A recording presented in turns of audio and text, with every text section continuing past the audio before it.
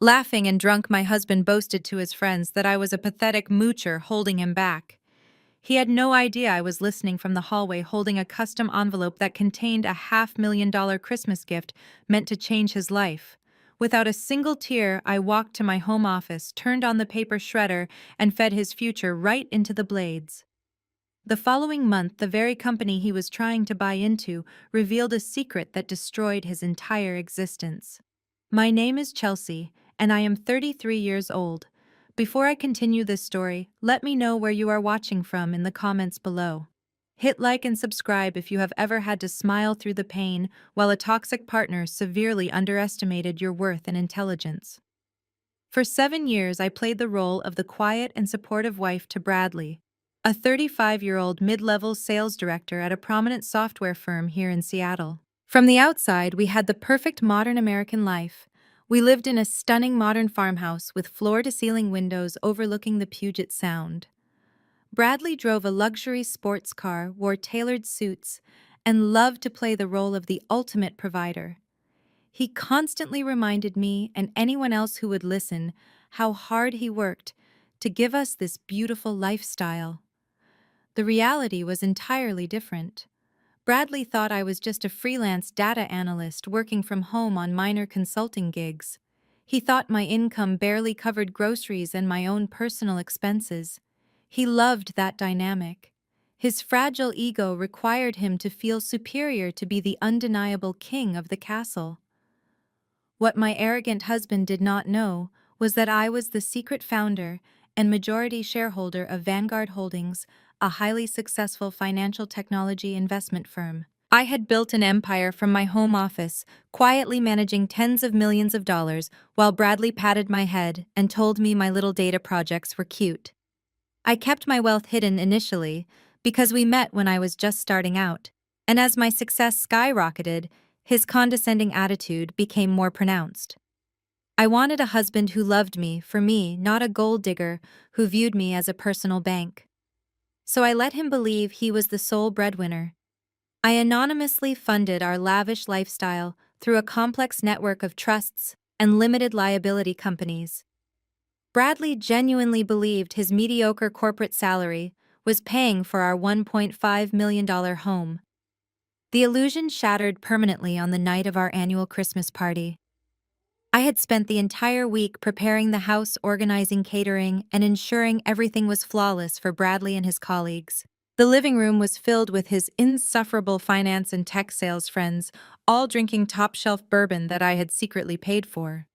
His mother, Brenda, and his sister, Madison, had been there earlier, spending the entire afternoon making passive-aggressive comments about my simple dress and reminding me how lucky I was that Bradley took care of me. The only person in his family who ever treated me with genuine respect was his brother-in-law, Terrence. Terrence is an incredibly sharp African-American corporate lawyer specializing in mergers and acquisitions.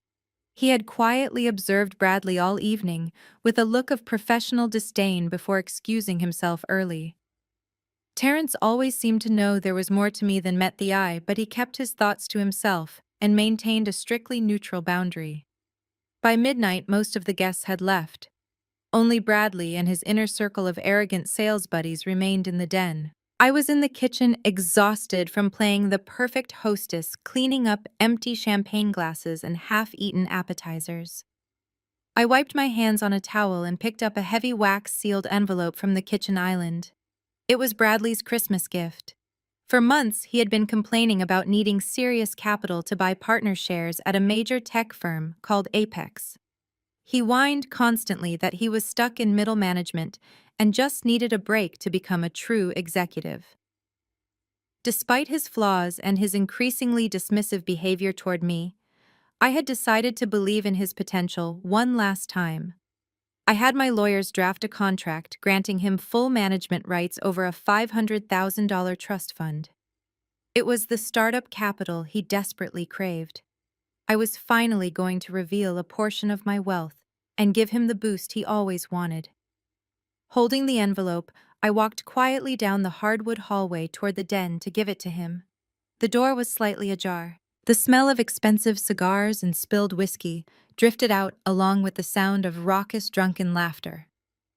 I stopped in my tracks when I heard my own name. Chelsea is fine for keeping the house clean, Bradley was saying, his voice booming with drunken arrogance. But let us be honest, she is a pathetic moocher. Her entire life revolves around sitting in pajamas, typing on her laptop for freelance pennies. I am the one carrying the mortgage on this massive house. I carry all the financial weight. It is exhausting dragging her along. One of his friends laughed and asked why he stayed with me if I was such a financial and social burden. Bradley snorted the sound, dripping with absolute contempt. I am not staying. I am just getting my ducks in a row. I am finalizing the paperwork to buy those partner shares at Apex next quarter. Once that deal goes through and my executive status is locked in, I am kicking her out of this house. I am moving Ashley in by spring. Ashley actually understands my ambition. The hallway felt like it was spinning. My breath caught in my throat. Ashley was his 24-year-old sales assistant. I had met her at company dinners. She was young, bubbly, and constantly hanging on his every word. He had been having an affair, planning to discard me and plotting to throw me out of a house that I actually owned, all while mocking my career to his friends. For a fraction of a second, the old me, the dutiful wife who just wanted to be loved, wanted to burst into the room, throw the envelope at his face, and scream in agony. I wanted to demand an explanation. I wanted to cry and ask why I was not good enough. But that weakness evaporated as quickly as it came. The woman standing in the hallway was not a helpless, dependent housewife. I was a self-made millionaire, a chief executive officer, who negotiated cutthroat corporate deals for breakfast. I did not do dramatic screaming matches. I did absolute calculated destruction. I looked down at the beautiful wax-sealed envelope in my hands. $500,000 of my hard-earned money ready to be handed to a man who was sleeping with his assistant and calling me a parasite. Without making a single sound, I turned around and walked away from the den. I bypassed the kitchen and went straight into my locked home office. I turned on the heavy-duty industrial paper shredder sitting next to my desk. The machine hummed to life with a low, menacing growl. I did not open the envelope. I did not hesitate. I simply fed the thick parchment right into the steel blades. I watched his $500,000 Christmas gift turn into worthless confetti. That sound, the aggressive grinding of the shredder destroying his unearned capital, was the most satisfying sound I had ever heard. It was the sound of my blind loyalty dying and the sound of my ruthless retaliation being born. Bradley thought he was a strategic genius playing a naive housewife. He had no idea he had just declared war on a woman who owned the very ground he walked on. I did not storm into the den to confront him. Confrontation is for people who lack leverage, and I held all the cards. I walked past the laughter echoing down the hall and went straight to our master suite. I pulled my sleek, hard-shell suitcase from the top shelf of the walk-in closet. I packed with absolute precision. There were no tears and no emotional breakdowns. I left behind the cheap jewelry he had bought me with what he thought was his impressive holiday bonus. I left behind the conservative dresses his mother had picked out for me to wear to his corporate events. I only packed my tailored business suits, my secure hard drives, and the encrypted laptop that served as the central command for Vanguard Holdings. That single piece of hardware was worth more than his entire software firm combined. Down the hall, Bradley was still shouting to his friends about his impending promotion and how he was going to upgrade his life by moving his young assistant into the house. I zipped my suitcase shut with a sharp, definitive pull. I did not leave a dramatic, tear-stained note on the pillow. I walked down the back staircase, slipped into the garage, and bypassed the luxury sports car he loved to show off to the neighbors. I had already ordered an executive black car service from a private app. As the dark SUV pulled away from the driveway of the massive estate that I secretly owned through a blind trust, I did not look back even once. I booked a penthouse suite at the Fairmont Olympic Hotel in downtown Seattle. Checking in under my corporate entity, the concierge handed me the key card with the utmost respect and absolute discretion. This was the world I actually belonged to, not the subservient domestic prison Bradley and his family had tried to force me into. I woke up the next morning surrounded by crisp white linens and the quiet, powerful hum of the city below. There was no mess to clean. There were no empty whiskey glasses, no stale cigar smells, and no arrogant men expecting me to serve them. I ordered room service requesting black coffee and a smoked salmon Benedict and opened my laptop. The financial markets were already opening on the East Coast, and I had millions of dollars in tech equities to manage. But before I could review my daily portfolio, my personal cell phone began to ring. The caller ID flashed with a name that instantly made my jaw clench. Brenda, my mother-in-law. I pressed answer and put the phone on speaker, setting it next to my coffee cup. I did not even get a chance to say a simple hello. Her shrill, grating voice blasted through the speaker, vibrating with entitlement. "Chelsea, where on earth are you, Bradley? Just woke up to a house completely trashed from last night. Are you out of your mind leaving a mess like this for my son to clean up?" Her tone was dripping with the same venom she had used against me for 7 long years. I sat back and listened, letting her dig her own grave. What kind of wife abandons her duties just because she wants to throw a little tantrum? Brenda continued, her voice rising in pitch and volume. Bradley works himself to the bone to provide a luxury roof over your head. He pays for your food, he buys your clothes, and he lets you play around on your computer all day with your little freelance hobby. The absolute least you can do is keep his house spotless. You are completely useless. You should be down on your knees thanking God a successful, handsome man like him even looks at you. You owe him everything. You owe this entire family everything. Now get back here immediately and do your job before he decides he has had enough of your laziness. I picked up my coffee cup and took a slow, deliberate sip. For years I had swallowed those vicious insults. I had let Brenda treat me like an unpaid maid because I thought that was the price of keeping the peace in a marriage.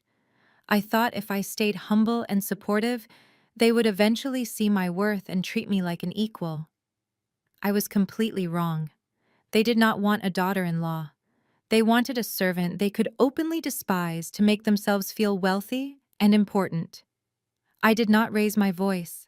I did not defend my career or explain that her precious son was a cheating fraud who was about to face complete financial ruin.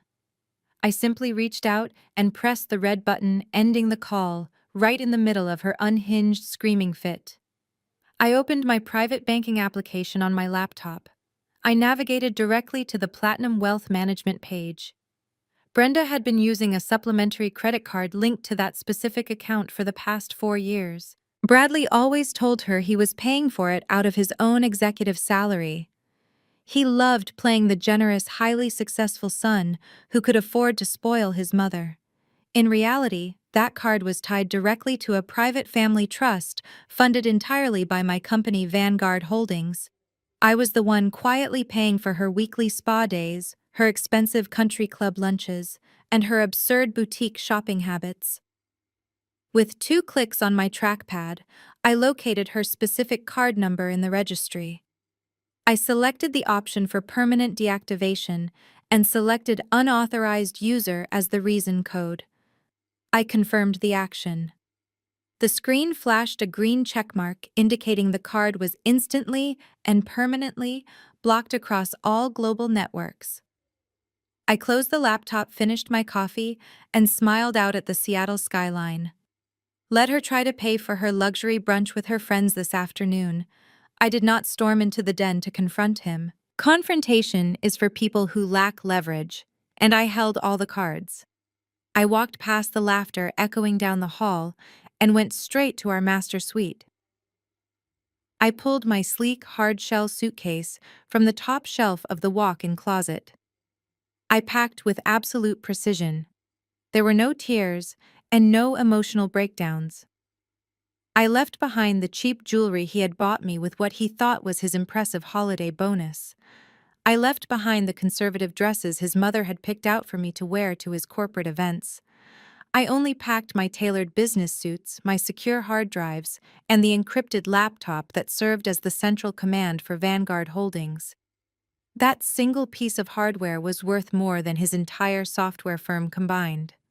Down the hall, Bradley was still shouting to his friends about his impending promotion and how he was going to upgrade his life by moving his young assistant into the house.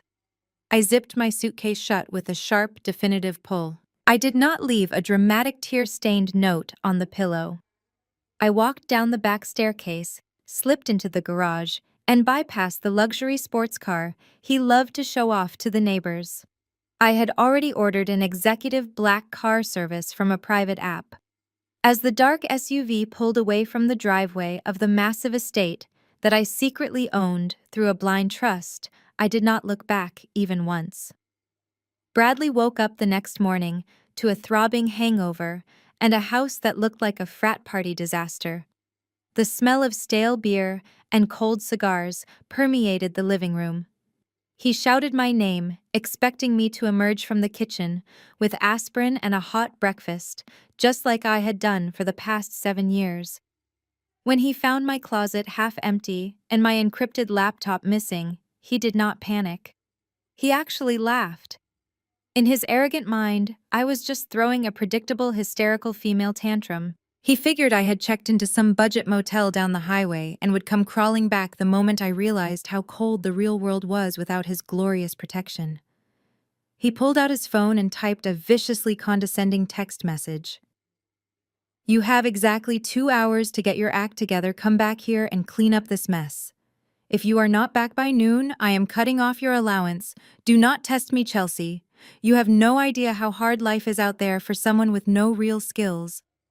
When the message showed as delivered but left unread, Bradley decided it was time to teach his disobedient wife a harsh lesson in financial reality. He was going to cut off my lifeblood. Or at least what he genuinely believed was my lifeblood. For our entire marriage, Bradley carried a sleek, heavy-metal Chase Sapphire Reserve card. He flashed it at every business dinner, dropped it on the table at every steakhouse, and loved the sound it made when it hit the receipt tray. He constantly bragged to his sales buddies about his massive credit limit and how he generously allowed his freelance wife to have a supplementary card for groceries and gas. He believed his mediocre tech sales salary was funding that account. He never questioned why the automatic payments were always cleared in full at the end of every month without him ever lifting a finger. He simply assumed his genius financial maneuvering and his corporate bonuses were keeping us afloat. He dialed the elite customer service line for Chase Private Client, leaning back in his leather recliner with a smug grin on his face. When a representative answered, Bradley immediately launched into his typical demanding executive tone. "Listen to me very carefully," Bradley barked into the receiver. "I need you to immediately freeze the secondary card on my account. The cardholder is my wife, Chelsea. She is acting erratic, and I do not want her draining my funds on a shopping spree. Lock her card down right now and put a fraud alert on any transactions she tries to make today." There was a brief pause on the line, accompanied by the sound of rapid typing. "Certainly, sir," the representative replied in a calm, highly trained voice. "I can look into that for you. May I please have your social security number to verify your identity?" Bradley rattled off his numbers, feeling a surge of masculine power. He was the breadwinner. He was the boss. He was going to watch me beg for grocery money by dinner time. "Thank you for that information," the representative said, his tone shifting to something noticeably colder and much more formal. "Sir, I am looking at the account associated with that profile. You do not have the authorization to freeze any cards on this ledger." Bradley sat up straight, his face flushing with immediate anger. "What the hell are you talking about? I am the husband. I pay the bills. It is my account. Freeze the damn card before I call your manager and have your job." "I apologize for any confusion, sir," the bank employee continued, completely unbothered by Bradley and his aggressive outburst. "But you are not the primary account holder. You are listed merely as an authorized user. The primary account is held by a corporate entity, Vanguard Holdings LLC, and the sole managing director is Chelsea. Furthermore, I must inform you that the primary account holder contacted us at 8:15 this morning and completely revoked your authorized user privileges. Your metal card has been permanently deactivated. The color drained entirely from Bradley's face.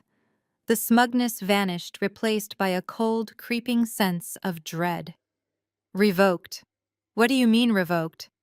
What about the $100,000 limit? You currently have zero access to that credit line, the representative stated with absolute finality.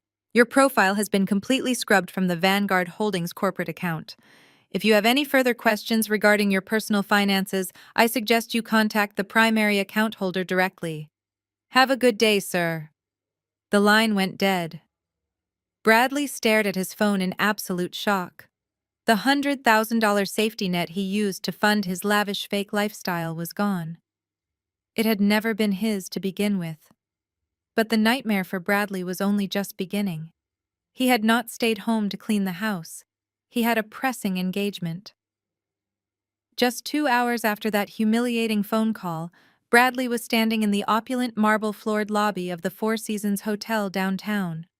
He had booked their premium executive suite for the weekend to pamper Ashley, his 24-year-old assistant and mistress. He had promised her a luxurious post-Christmas romantic getaway complete with couples massages, room service champagne, and a private shopping trip. Ashley stood next to him at the front desk, wearing designer sunglasses and holding a tiny teacup poodle, looking every bit the pampered mistress. She smiled adoringly at Bradley as the front desk manager presented the initial invoice for the weekend hold, which included the $2,000 suite deposit and the exorbitant spa charges they had already racked up that morning. "Will we be putting this on the Chase card on file, sir?" the manager asked, politely holding out a payment terminal. Bradley, sweating profusely inside his tailored suit coat, handed over his heavy metal card, praying the bank representative had made a system error. He offered Ashley a strained, confident smile. "Only the best for you, baby," he forced out, his voice cracking slightly. The manager swiped the card. The terminal beeped an angry, sharp tone. "Declined." The manager frowned slightly and tried the chip reader. "Declined. Unauthorized user." "I am so sorry, sir," the manager said, keeping his voice low to maintain discretion. "The transaction is not going through. Do you happen to have another method of payment?" Ashley pulled down her sunglasses, looking at Bradley with genuine confusion. "Brad, what is going on? I thought you said you owned the company. I want to go to the spa." Bradley fumbled for his wallet, his hands shaking wildly. He pulled out his actual personal credit card, the one tied to his real mediocre corporate salary. He handed it to the manager, his face burning bright red as other wealthy hotel guests began to glance over at the commotion. The manager inserted the second card. Another sharp beep echoed through the quiet lobby. "Insufficient funds." "I am afraid this card is also declining, sir," the manager said, his tone dropping the polite warmth and adopting a firm, security-oriented edge.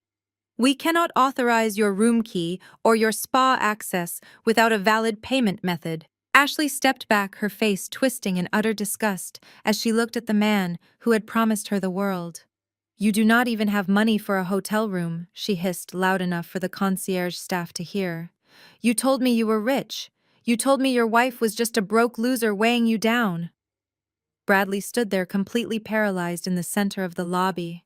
His perfectly constructed, arrogant reality was collapsing in real time.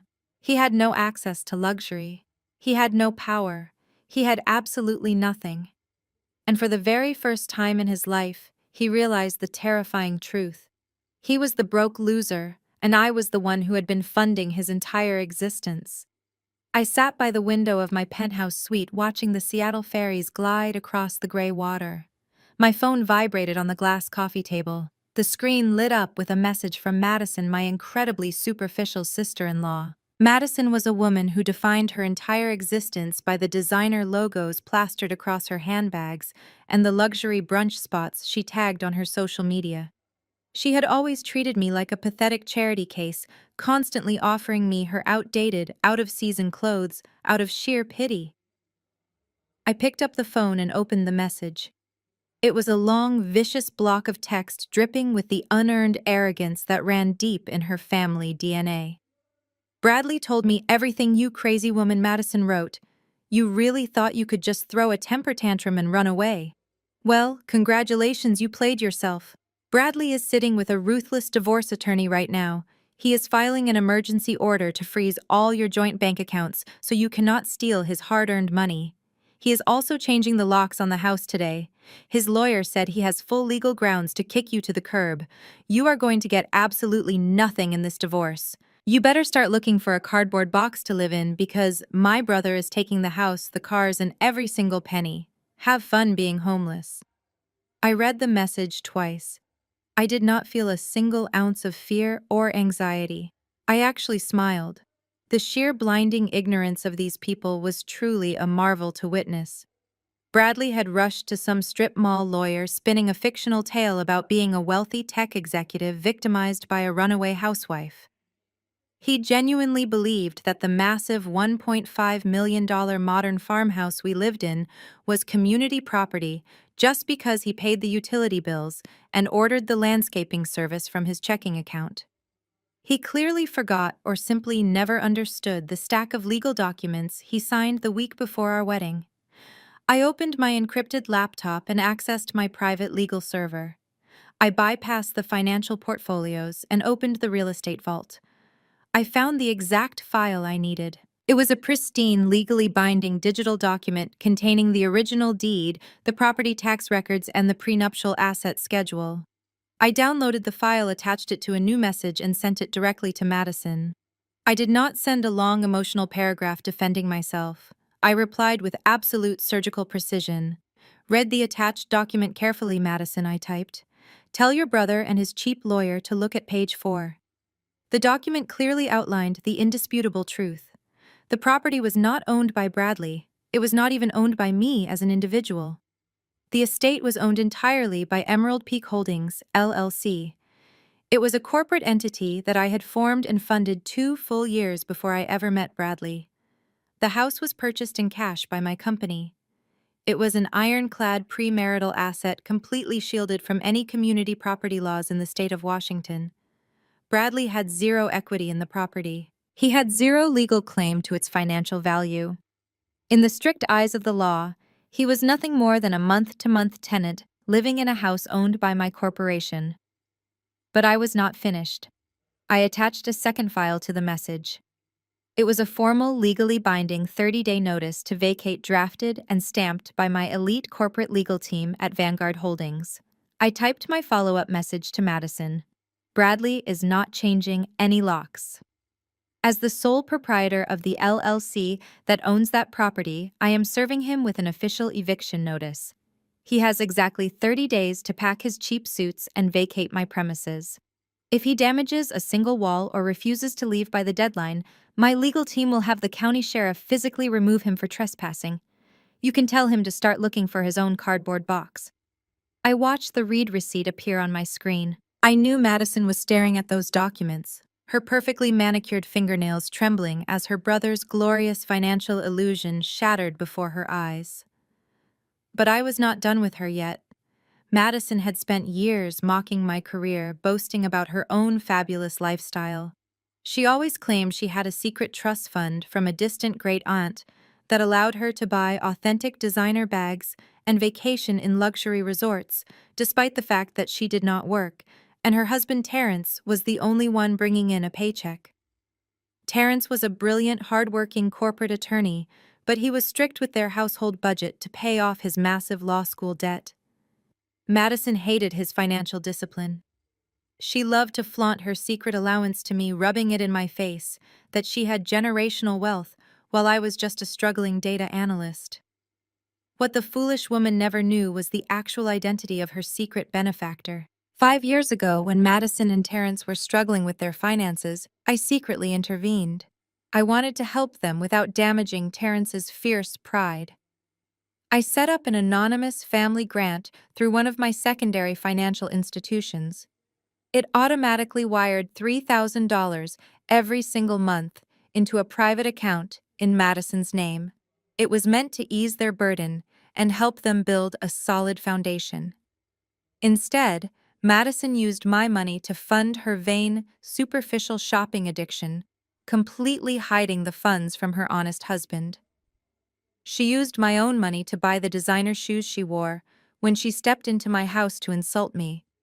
I logged into the Vanguard Holdings internal banking portal. I navigated to the automated disbursement section and located the anonymous family grant tied to Madison's routing number. I hovered my cursor over the active status button. I typed my final message to her. By the way, Madison, have you ever wondered where that secret $3,000 monthly allowance actually comes from? The one you hide from Terrence to buy your expensive accessories. Did you really think a distant relative you never met was funding your shopping sprees? It was me. I set up that anonymous grant 5 years ago because I felt sorry for you. I am the one who paid for every luxury item you have been flaunting in my face all these years. I clicked the cursor. The automated transfer was permanently canceled. The account was closed. I hit send on my phone. Check your banking application, Madison. The gravy train just derailed. Your allowance is permanently terminated. You will have to ask your brother for shopping money now.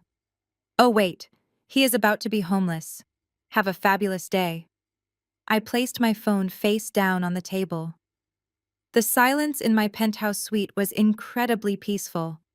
I did not need to see her reaction to know the absolute devastation she was experiencing. In the span of 10 minutes, I had legally evicted my arrogant husband from $1 million estate and completely bankrupted my vicious sister-in-law. They thought they were the predators, circling a weak and defenseless prey. They just realized they had walked directly into a slaughterhouse. I set my phone face down on the glass table. Madison was neutralized. Her luxurious fake lifestyle was completely dismantled with a single click.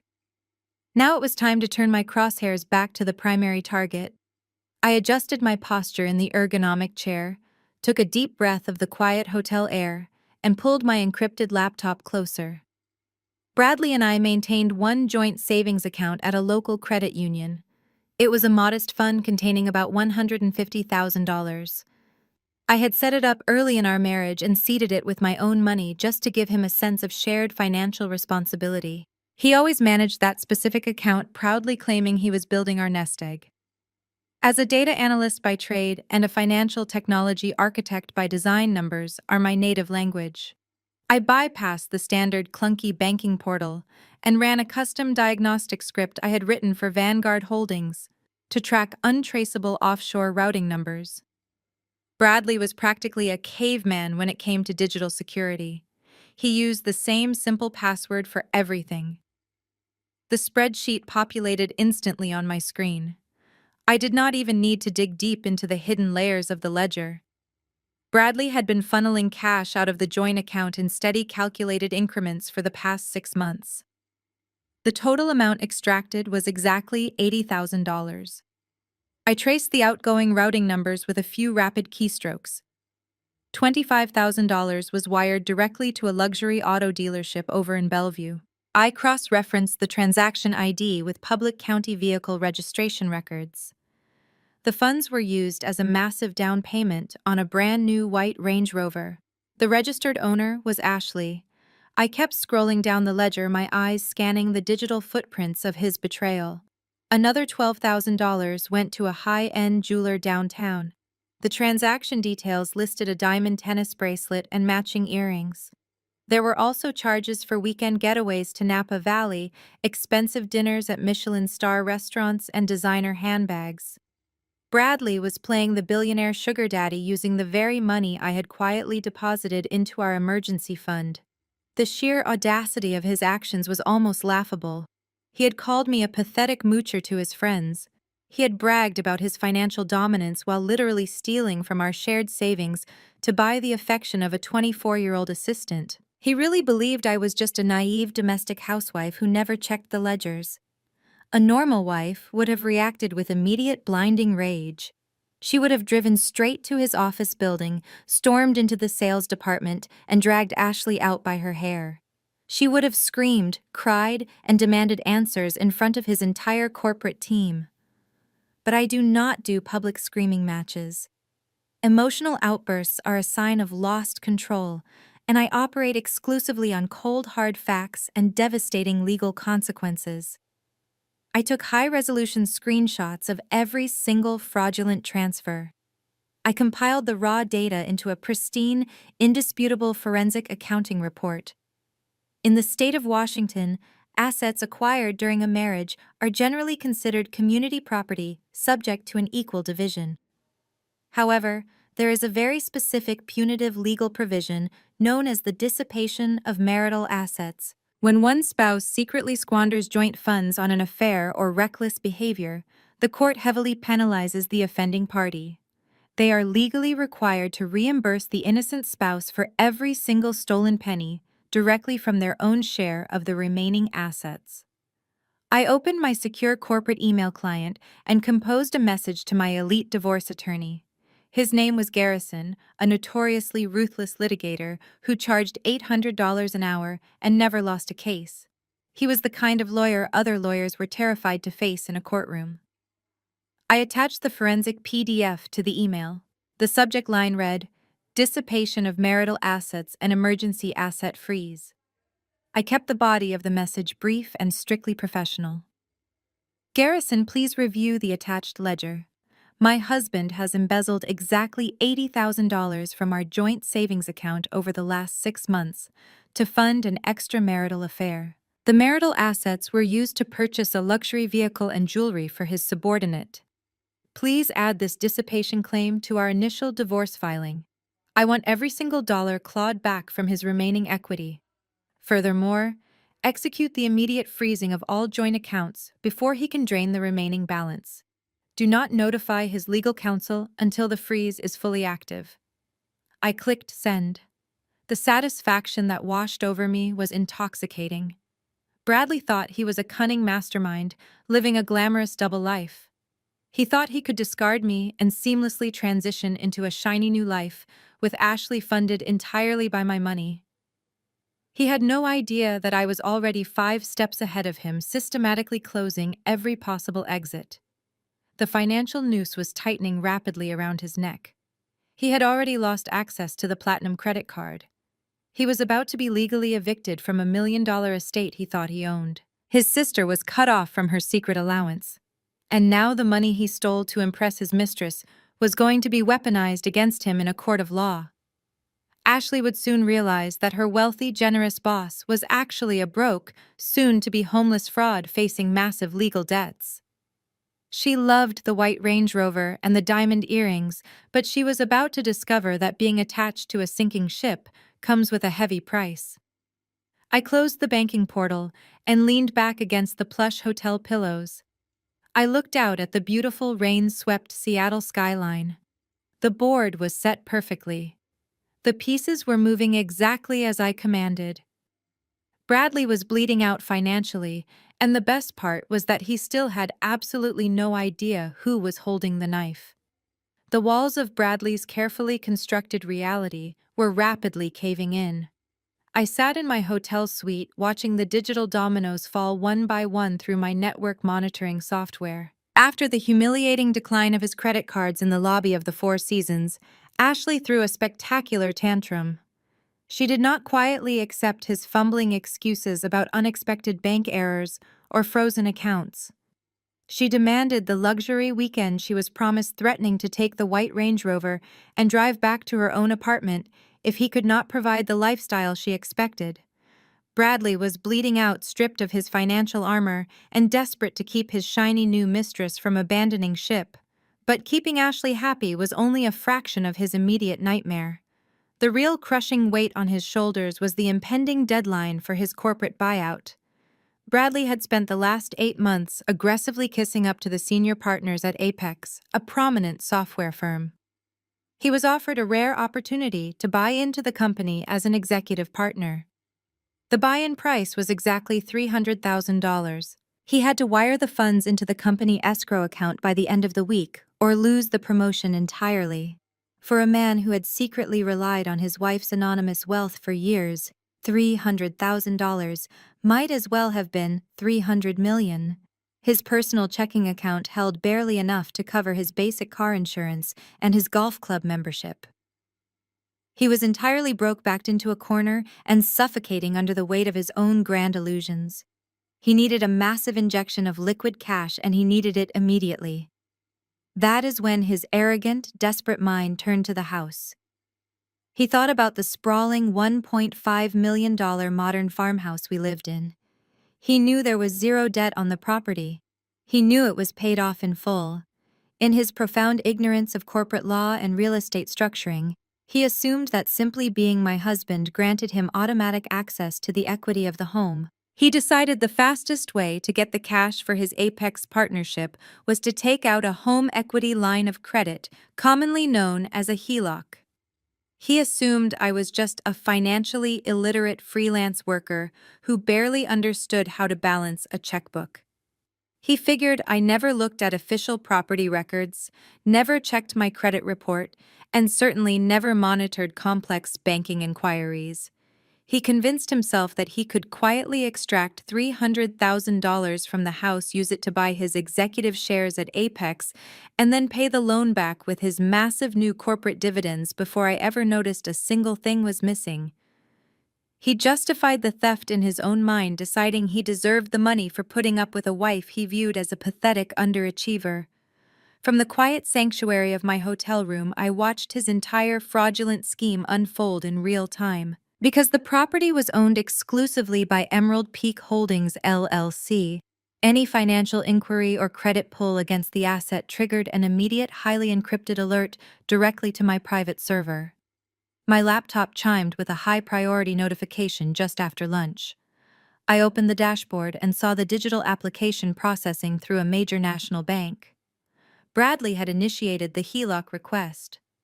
But to finalize a loan of that magnitude against a commercial property held by an LLC, the bank explicitly required the digital signature and authorization of the primary managing director. That was me. Instead of asking me which would have exposed his total lack of funds and his desperate need for cash, Bradley chose to cross a catastrophic legal line. He intercepted the digital banking documents. He created a burner email address perfectly disguised to look like my personal account. He routed the DocuSign authorization forms to that fake email. Sitting in his office, sweating through his cheap cologne and shaking with anxiety, he actively forged my electronic signature on a binding federal financial document. He falsified corporate authorization to secure a $300,000 loan against an asset he did not own and had absolutely no legal right to leverage. He clicked submit, breathing a massive sigh of relief, genuinely believing he had just outsmarted the system. He thought he was a financial genius, securing his path to becoming a millionaire tech executive. He thought he had saved his relationship with Ashley and guaranteed his future power. I stared at the glowing screen of my laptop, my fingers hovering over the keyboard. My elite divorce attorney Garrison had already drafted the emergency asset freeze. With one single phone call to the bank's fraud department, I could have shut the entire HELOC application down instantly. I could have blocked the loan, protected the LLC, and slapped Bradley with a standard civil penalty during our divorce proceedings for attempting to hide marital debt. But I did not make that phone call. I leaned back in my ergonomic chair and took a deep, calculating breath. A civil penalty in a divorce court was just a slap on the wrist. It would cost him some money, but he would eventually recover.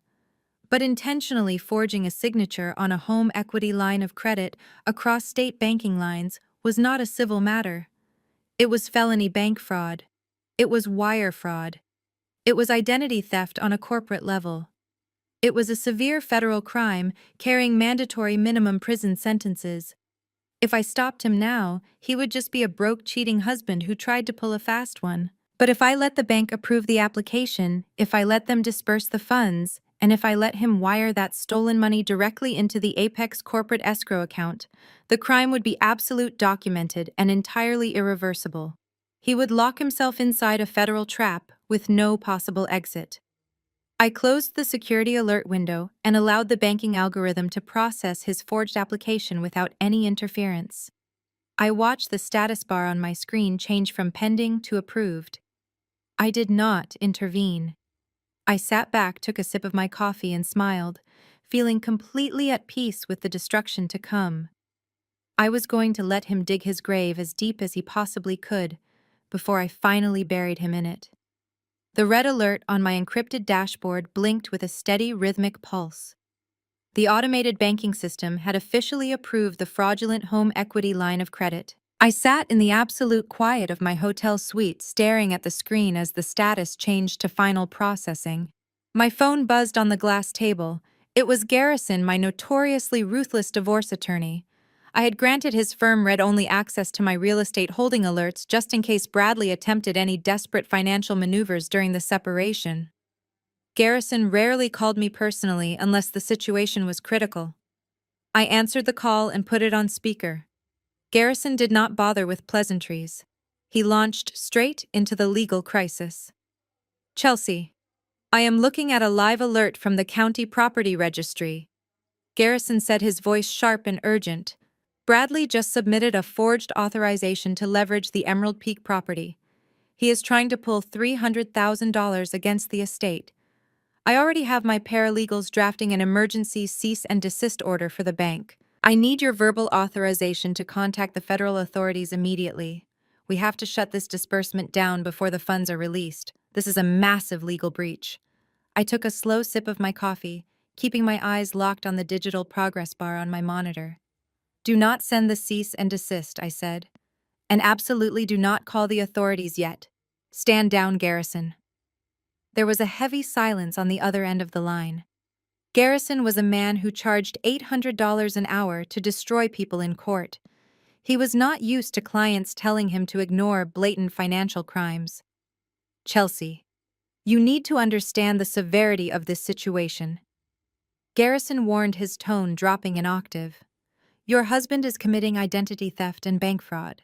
If we call the fraud department right now, we can stop the transfer. We can flag the account, report the forged digital signature, and have him arrested by the end of the day for attempted fraud. We have him dead to rights. I smiled, though he could not see it. Attempted fraud is the key phrase there, Garrison. If we stop him now while the transaction is still pending, his cheap defense lawyer will argue that it was a marital misunderstanding. They will claim he genuinely believed he had joint authority over the LLC. They will say it was a digital glitch or a miscommunication. A sympathetic judge might just give him a slap on the wrist, a hefty fine, and some community service. I do not want community service for him. I want absolute, irreversible destruction. Garrison let out a low breath. You want to let the trap snap shut completely? Exactly, I replied. I know the exact legal parameters of federal wire fraud. If I stop the bank right now, it is just an attempt. But if we wait, the bank will release the $300,000 into a staging account. Bradley will then be forced to initiate an outgoing wire transfer to purchase his highly coveted partner shares at Apex. The second he uses a federal banking wire to send stolen funds across state lines or into a corporate escrow account, the crime is complete. It becomes a severe federal felony under Title 18 of the United States Code. There is no gray area. There is no defense strategy that can save him. He will be facing decades in a federal penitentiary. We do not touch this until the money lands in the Apex escrow account. I could hear Garrison shifting in his leather chair. A low chuckle rumbled through the phone speaker. He respected ruthlessness, and he realized I was playing a game of chess while Bradley was playing checkers. You are a terrifying woman, Chelsea, Garrison said, his voice laced with profound professional respect. I will hold the injunction. We will monitor the routing numbers. The moment that wire clears the Federal Reserve Network and hits the Apex holding account, I will prepare the evidence binder for the Federal Bureau of Investigation. We ended the call, and the real waiting game began. The next 48 hours were a masterclass in psychological discipline. I did not leave my penthouse suite. I ordered all my meals through room service and kept my eyes glued to the dual monitors I had set up on the dining table. I imagined Bradley sitting in his cramped mid-level management office, sweating through his expensive dress shirt. He was probably checking his fake email account every 5 minutes, praying the bank would not call to verify the corporate ownership details. He was terrified of losing his young, demanding mistress. He was terrified of losing his chance to become a powerful tech executive. He was completely blinded by his own toxic ambition. Thursday morning broke with heavy rain lashing against the floor-to-ceiling windows of my suite. I refreshed the banking portal at exactly 9 in the morning. The screen loaded and the staging account balance updated in bright green text. $300,000 had officially been dispersed by the bank. Bradley had his money. I leaned forward, my heart beating with a cold, methodical rhythm. He had the funds, but the federal crime was not entirely complete until he moved them. I knew Bradley. I knew his desperation. He would not wait a single second longer than necessary. At 9:14 in the morning, the outgoing transaction alert flashed on my screen. Bradley had initiated a high-priority, same-day wire transfer. He authorized the entire $300,000 balance to be moved immediately.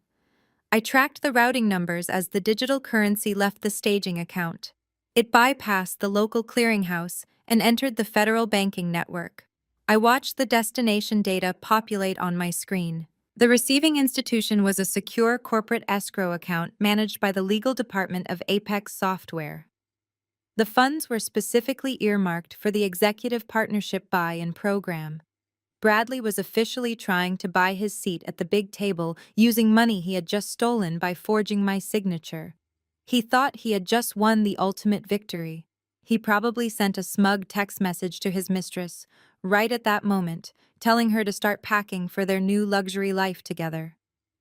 At 9:27 in the morning, the status indicator on my monitor turned solid blue. The transaction was marked as settled and cleared. The money had officially landed in the Apex escrow account. The funds were locked. They could not be recalled. They could not be canceled. Bradley had successfully pushed the stolen money across the federal wire system. The trap had just slammed shut with a deafening invisible force. He was no longer just a cheating husband making poor financial decisions. He was a documented federal criminal who had just committed wire fraud and major bank fraud. He had left an indisputable digital paper trail that led directly back to his personal IP address and his fake email account. There was no escaping the reality of what he had just done. I picked up my phone and dialed Garrison back. The line connected instantly. The wire just cleared into the Apex corporate escrow account, I said, keeping my voice perfectly level. The transaction is final. The fraud is complete. I have the confirmation on my end as well. Garrison replied, the sound of keyboard clicking echoing in the background. The evidence binder is locked. We have him exactly where we want him, Chelsea. I hung up the phone and looked out at the pouring rain. Bradley was currently celebrating his magnificent corporate triumph. He had no idea that the money he just proudly transferred was going straight into a company that I was secretly preparing to consume entirely. He had just handed me the very weapon I would use to destroy his career, his freedom, and his entire arrogant existence. Terrence sat at his polished mahogany desk on the 40th floor of his downtown Seattle law firm, staring intensely at the dual monitors illuminating his face. As the lead mergers and acquisitions attorney managing the Apex software portfolio, his job was to ensure absolute legal compliance during their massive internal restructuring. Apex was currently in the final stages of being quietly acquired by Vanguard Holdings, a private equity juggernaut that demanded flawless ledgers and zero liabilities. Terrence rubbed his temples, pulling up the latest escrow disbursement report. His sharp, analytical mind, the very trait that made him a formidable corporate lawyer, snagged on a glaring anomaly. A federal wire transfer for $300,000 had just cleared into the executive partnership holding account. The sender on the digital ledger was Bradley. Terrence frowned deeply, tapping his expensive fountain pen against his leather blotter.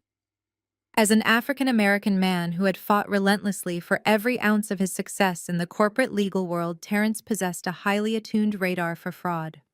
He also knew his brother-in-law intimately. He knew Bradley was a loud, arrogant middle manager who spent every dime he earned on leased sports cars and cheap country club drinks to maintain a fake image of wealth.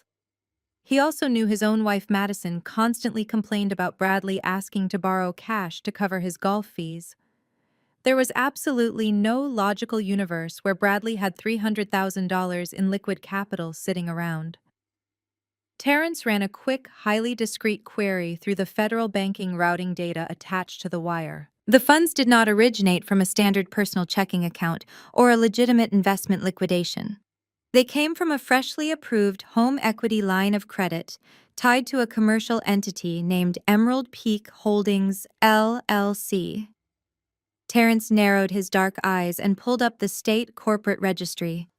Bradley was not listed anywhere on the LLC operating agreement. The red flags instantly multiplied into a massive legal disaster. A man with no liquid assets had just wired a massive sum of money originating from a corporate credit line he did not legally own. In the ruthless world of corporate acquisitions, accepting funds tied to identity theft or bank fraud could completely derail the Vanguard Holdings buyout. It was a toxic radioactive liability.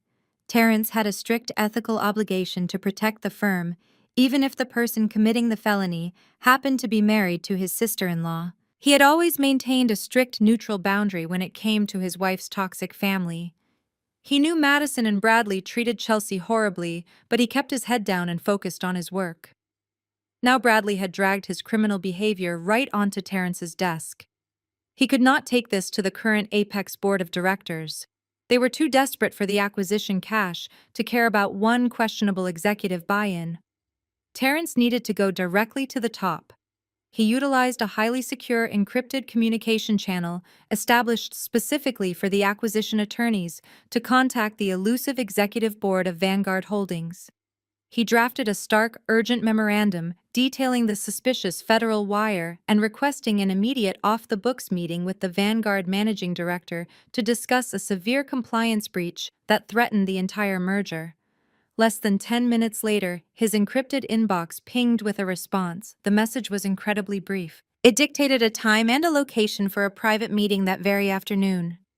The location was the Rainier Club, a hyper-exclusive members-only establishment in the heart of the financial district, where billionaires conducted their high-stakes business far away from public scrutiny. Terrence packed his sleek briefcase with the printed escrow ledgers and the LLC registry documents. He adjusted his tailored suit, a silent armor he wore navigating these high-pressure environments. He prided himself on his unwavering integrity and his flawless track record. He was ready to present the cold hard facts to the Vanguard executive, fully prepared to advise them to reject Bradley's funds and report the transaction to the federal authorities for wire fraud. Terrence arrived at the Rainier Club exactly 10 minutes early. The maitre d' escorted him past the opulent dining room and down a quiet mahogany-paneled corridor to a private VIP suite. The room was dimly lit, featuring a heavy oak table, leather executive chairs, and a stunning view of the rain-slicked city streets. Terrence took his seat, placing his encrypted tablet and the physical evidence binder precisely in front of him. He checked his luxury watch. He expected a silver-haired titan of industry, a ruthless venture capitalist, or perhaps a senior legal proxy sent to handle the dirty work. At exactly 2 o'clock, the heavy oak door clicked open. Terrence stood up immediately, buttoning his suit jacket out of professional respect. The person who stepped into the VIP room caused the air to physically leave his lungs. She was not wearing the oversized sweatpants or the casual faded sweaters she usually wore to their Sunday family dinners. She was dressed in a sharp, impeccably tailored charcoal pantsuit that radiated absolute executive authority. Her posture was flawless. Her eyes held a cold, calculating intensity that Terrence had never seen before. It was Chelsea, his sister-in-law, the woman his wife Madison relentlessly mocked. The woman Bradley constantly degraded as a pathetic freelance data entry clerk. Terrence froze, his brilliant legal mind momentarily short-circuiting. He looked at the heavy door, fully expecting someone else, the real executive, to walk in behind her. When the door clicked shut, leaving just the two of them in the silent room, he slowly lowered his hands. Chelsea Terrence asked, his deep voice barely masking his profound shock. "What are you doing here? The Vanguard managing director requested this specific room." Chelsea walked smoothly to the head of the oak table and took her seat. She did not look intimidated by the opulent surroundings or by his imposing presence. She looked like she owned the entire building. She placed her own sleek encrypted laptop on the table, folded her hands, and looked directly into his eyes. "I am the Vanguard Managing Director, Terrence Chelsea," said, her voice perfectly leveled and stripped of any domestic warmth. "You flagged a $300,000 federal wire transfer entering the Apex escrow account this morning. You successfully traced the origination point to a home equity line of credit tied to Emerald Peak Holdings, LLC. You requested this emergency meeting because you suspect the funds are fraudulent and pose a severe compliance liability to my acquisition of Apex." Terrence slowly sank back into his leather chair, staring at the woman across the table. The pieces of the puzzle slammed together in his head with terrifying, undeniable clarity. He looked at the evidence binder in front of him, then back up at her. The woman sitting across from him was not a victim. She was an apex predator. "You own Emerald Peak, Terrence," stated the realization washing over him as he processed the magnitude of the legal trap. "Bradley did not just commit bank fraud. He committed federal wire fraud against your corporation. You are acquiring Apex. You are the shadow buyer." Chelsea offered a sharp, dangerous smile that sent a chill down his spine. "And you, Terrence, are the only lawyer in that entire building smart enough to catch him. We have a lot of work to do before tomorrow morning." Terrence leaned forward, resting his forearms on the heavy oak table. The silence in the VIP suite was absolute, broken only by the faint drumming of the Seattle rain against the windowpane. He looked at the woman sitting across from him, entirely reevaluating everything he thought he knew about his wife's family. Chelsea did not offer a nervous smile or a defensive explanation. She simply opened her encrypted laptop and turned the screen toward him. "Look at the capitalization structure," Terrence Chelsea said, her voice maintaining that chilling, executive calm. "Vanguard Holdings holds a controlling 80% stake in the private equity fund executing the Apex software buyout. I built Vanguard from the ground up over the last decade. Bradley has spent our entire marriage believing I was a low-level data clerk struggling to find freelance contracts. He used that illusion to justify his constant financial abuse and his rampant infidelity." Terrence scanned the digital documents displayed on the screen. The corporate registries, the holding company structures, the ironclad prenuptial agreements. It was a masterpiece of financial architecture. His brilliant legal mind easily verified the authenticity of the records. He let out a slow, measured breath. He had always known Madison and her family were deeply toxic.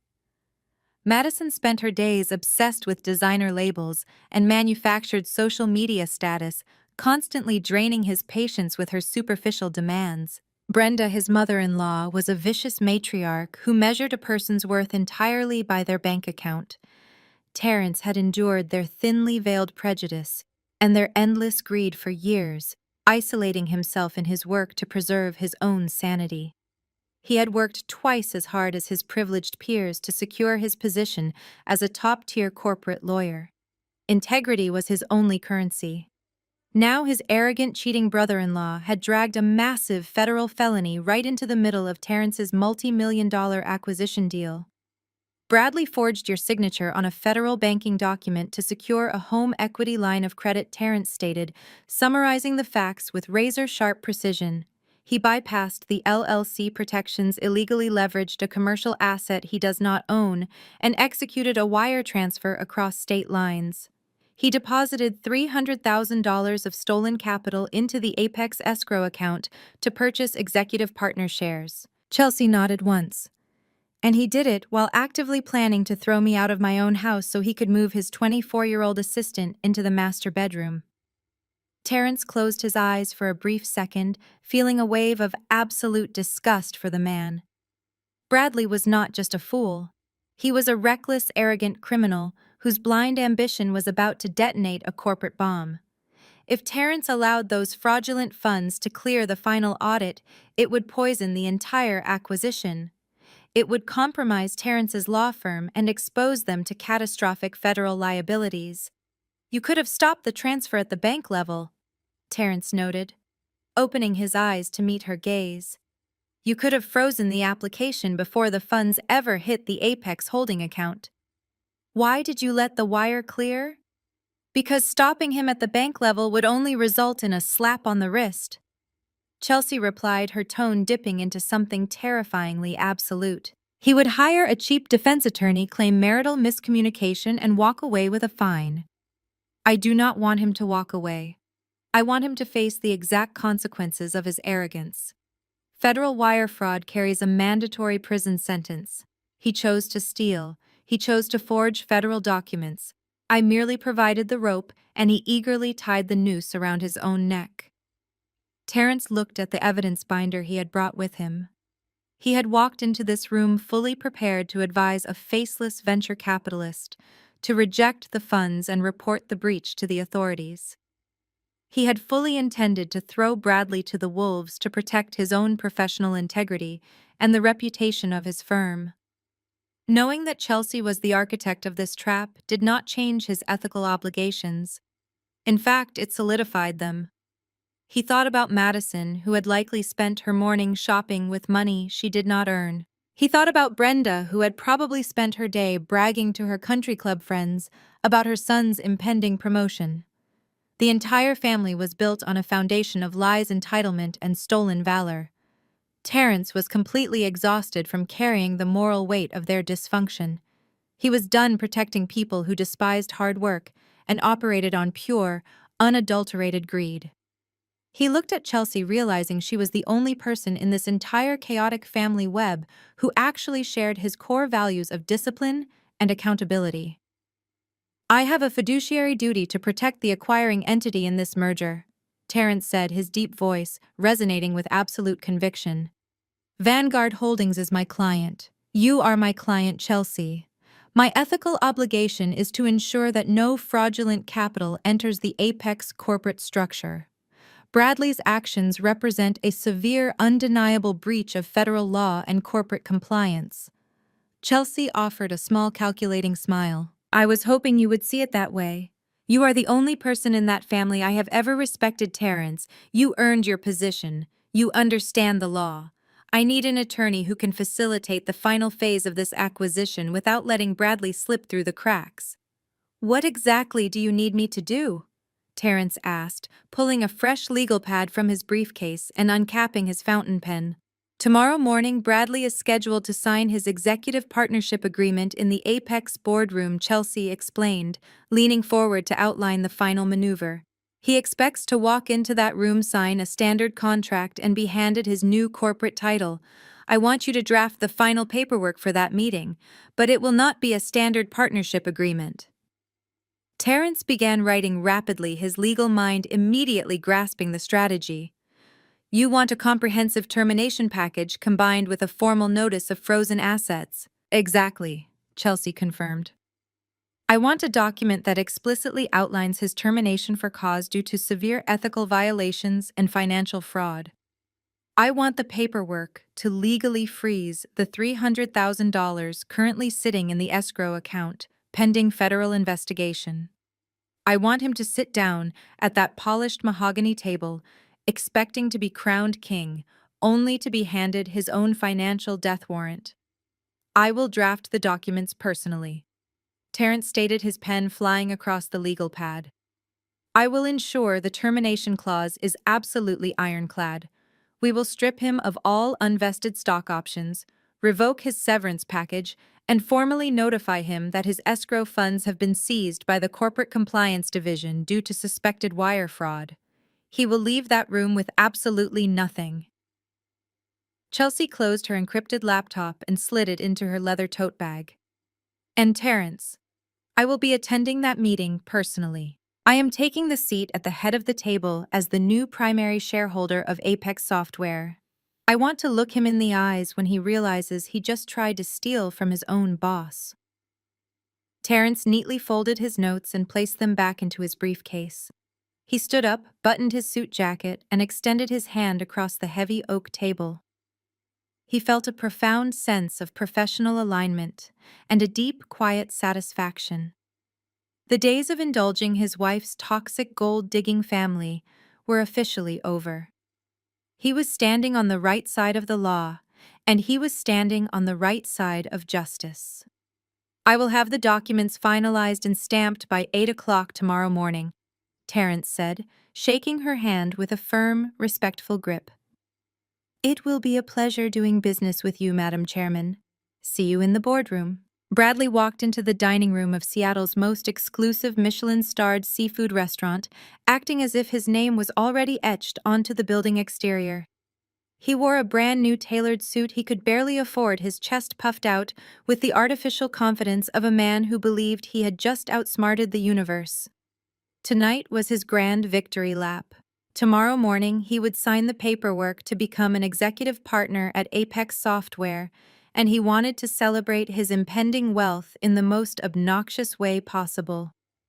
Clinging tightly to his arm was Ashley, his 24-year-old assistant. She was wearing the expensive diamond tennis bracelet purchased directly with the stolen funds from my joint savings account. Trailing closely behind them were his mother, Brenda, and his sister, Madison. They were a parade of unearned arrogance and toxic entitlement. The maitre d' seated them at a prime corner table overlooking the glittering harbor, presenting them with tasting menus that cost more per person than most people made in a week. Brenda immediately reached across the crisp white tablecloth and took Ashley by the hands. "I cannot tell you how refreshing it is to finally sit at a table with a woman who actually appreciates my son." Brenda gushed, her voice loud enough for neighboring tables to hear. "Bradley has spent years dragging around absolute dead weight. Chelsea never understood corporate ambition. She was always so incredibly plain and severely lacking in social grace. But you, Ashley, you are exactly the kind of vibrant, supportive partner a high-powered executive needs to thrive in this city." Madison, still quietly seething from having her secret $3,000 allowance unexpectedly terminated earlier that week, but entirely unaware of who actually cut the cord, eagerly chimed in. "Chelsea is probably sitting in a cheap motel right now crying over her boring spreadsheets." Madison laughed maliciously. "She has zero style and absolutely no class. By the way, Ashley, I am completely obsessed with that white Range Rover Bradley got you. It is so much better than that basic, boring sedan Chelsea used to drive around." Ashley beamed eagerly, soaking up the toxic validation from her new family. She rested her head on Bradley's shoulder, playing the role of the devoted future wife perfectly. "Bradley deserves the very best," Ashley cooed, swirling her crystal water glass. "He works so incredibly hard. I am just so proud to stand by his side while he takes his rightful place as an executive partner. He is a natural leader and he is going to dominate the tech industry." Bradley ate it up entirely. His ego was inflating to dangerous delusional levels. He signaled the sommelier with an arrogant snap of his fingers, ordering a $300 bottle of vintage champagne to start the evening. He was completely broke. His personal credit cards were nearly maxed out. His checking account was running on fumes. But he did not care in the slightest. In his delusional mind, the $300,000 federal wire transfer currently sitting in the Apex escrow account was his golden ticket. By tomorrow afternoon, he firmly believed he would have a massive executive salary and hefty untouchable stock dividends. He raised his glass as the sommelier poured the bubbling liquid. To the future, Bradley announced, loudly clinking his glass against Ashley's, then his mother's, and finally his sister's. "To leaving the garbage in the past and stepping into the elite circle where we belong. Tomorrow morning I sign the paperwork. Tomorrow morning I become completely untouchable." As the alcohol hit his bloodstream, it amplified his vicious, vindictive nature. He wanted me to know exactly what I was missing. He wanted to twist the knife and make sure I felt as small and pathetic as he had always claimed I was. He pulled out his smartphone and leaned in close to Ashley, wrapping his arm tightly around her waist. He motioned for Brenda and Madison to lean into the frame. They all smiled brightly, raising their expensive champagne flutes toward the camera lens. He snapped the photo, capturing their collective arrogant joy. Bradley opened his message thread with me. He attached the glowing high-resolution picture of his new perfect family unit. Then he typed out a message dripping with venom and supreme overconfidence. "Prepare to sign the divorce papers and get out of my way," Bradley typed, his thumbs striking the screen aggressively. "We are out celebrating my massive promotion. Tomorrow morning, I will officially be a partner at Apex Software. You are completely irrelevant now. You have absolutely no chance of touching a single dime of my assets. Have a nice, miserable life, loser."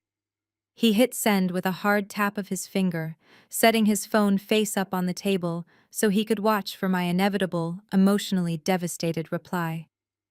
Across the city, high above the rain-slicked streets in the silent luxury of my Fairmont penthouse suite, my phone vibrated on the glass coffee table. I was currently reviewing the final termination and asset seizure documents Terrence had securely transmitted to my server. The legal phrasing Terrence used was an absolute masterpiece of corporate destruction. I picked up my phone and opened the new message. I stared at the photo of Bradley, Ashley, Brenda, and Madison. They looked so incredibly smug. They looked like predators celebrating a successful hunt, completely unaware that they were actually the prey. I read the text message twice. The sheer blinding stupidity of his words was almost poetic. He was bragging about becoming a partner at a company I was actively acquiring. He was boasting about protecting his assets using money he had explicitly stolen from me through federal wire fraud. He was sitting at a Michelin-starred restaurant, running up a bill he could not possibly afford, flanked by women who would abandon him the very second his bank accounts hit zero. I did not feel a single shred of anger. I did not feel the need to type out a long emotional paragraph defending my worth or expressing my hurt. I did not warn him about the federal agents that would soon be waiting for him in the lobby of his own office building. I simply opened the emoji keyboard on my phone. I scrolled past the angry faces and the broken hearts. I selected the standard bright yellow thumbs-up symbol. I pressed send. I set the phone face down on the table and turned my attention back to the flawless legal documents Terrence had prepared. Tomorrow morning, Bradley was going to walk into the Apex boardroom expecting a glorious coronation. Instead, he was going to walk directly into a financial and legal slaughterhouse. The simple thumbs up was not a surrender. It was a silent confirmation that his execution was fully scheduled, legally bound, and ready to proceed. The morning sun broke through the heavy Seattle clouds, casting a sharp golden light across the floor-to-ceiling windows of my penthouse suite. Today was not just another Friday in the corporate world. Today was an execution. I stepped out of the massive hotel shower and wiped the steam from the vanity mirror. I looked at the woman staring back at me. For 7 years, I had deliberately dimmed my own light. I had worn faded, oversized sweaters and sensible flats to make a fragile, insecure man feel towering and significant. I had played the role of the quiet domestic wife perfectly. That role officially died last night. I opened the garment bag my private concierge had delivered an hour earlier. I bypassed the pastel colors and the conservative cuts that Bradley and his mother always tried to force onto me. Instead, I pulled out a custom-tailored midnight blue power suit. The cut was razor-sharp, designed to project absolute unapologetic authority. I paired it with a crisp white silk blouse and black stiletto heels that echoed like gavel strikes on the hardwood floor. I pulled my hair back into a sleek, severe style and applied a bold crimson lipstick. I did not look like a freelance data entry clerk. I looked like a woman who could dismantle a major financial institution before finishing her morning espresso. I gathered my encrypted laptop and walked out the door. My private driver was waiting at the curb in a black executive vehicle. The ride through the bustling downtown financial district was silent and smooth. We pulled up to the towering 50-story glass and steel skyscraper that housed the Apex Software global headquarters. This was the building where Bradley had spent the last 8 months desperately kissing the shoes of senior management. He walked through the revolving front doors every single morning as a mid-level subordinate, scanning his plastic employee badge and begging for scraps of recognition. I did not use the front entrance. The head of corporate security was personally waiting for me at the private underground executive loading dock. He opened my car door with a crisp nod of utmost respect and escorted me directly to the private biometric elevator reserved exclusively for board members and majority shareholders. The elevator shot upward with a silent, powerful velocity, bypassing the crowded lower floors, where Bradley and his sales team were likely gossiping around the coffee machines. The elevator doors glided open on the 50th floor. This was the executive sanctuary. The carpets were thick enough to absorb sound, and the walls were paneled in rich, dark mahogany. Terrence was already waiting for me in the private anteroom just outside the main boardroom. He wore a flawless charcoal gray suit, holding a thick leather portfolio tightly against his chest. He looked entirely in his element, a brilliant legal mind ready to deliver the final verdict. "Good morning, Chelsea," Terrence said, his deep voice resonating with absolute professional clarity. "Good morning, Terrence," I replied, matching his clinical tone. "Is the paperwork finalized and legally binding across all federal parameters?" Terrence unclasped the leather portfolio and handed me a stack of pristine, heavy cardstock documents.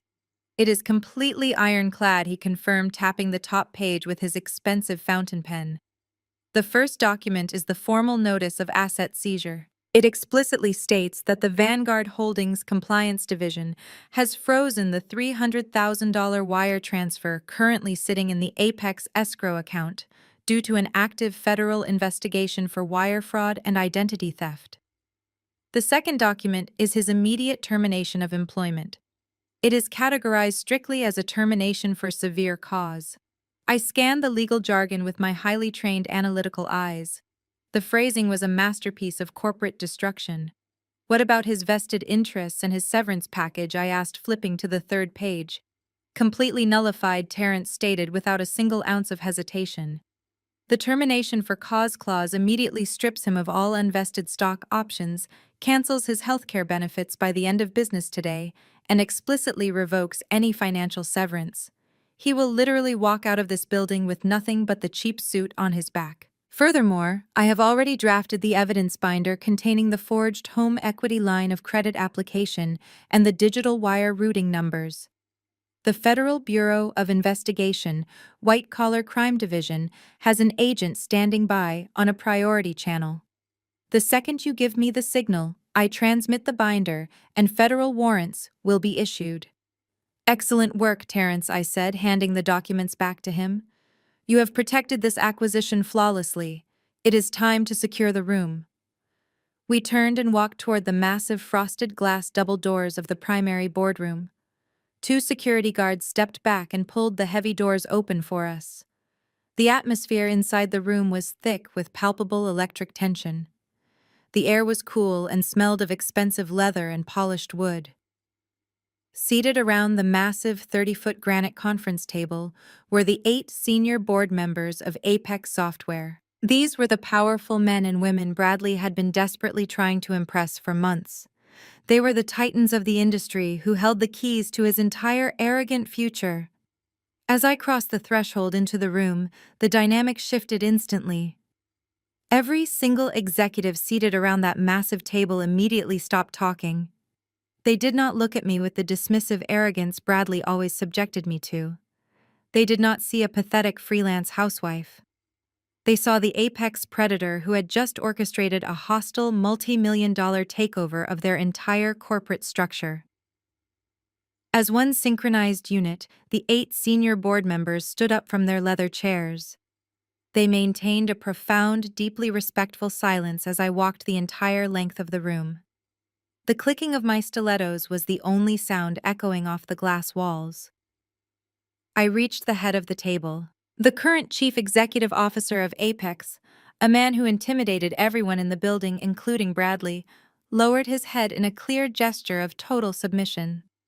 Good morning, Madam Chairwoman, the Chief Executive Officer said, his voice carrying the utmost deference. We are fully prepared to execute the final transition of power. Good morning, gentlemen, I replied, placing my encrypted laptop onto the polished granite surface. You may sit. The board members took their seats in absolute unison. Terrence took his position standing directly to my right, placing the legal portfolio on the table like a loaded weapon. Through the floor-to-ceiling glass panels behind my chair, the entire sprawling metropolis of Seattle was visible.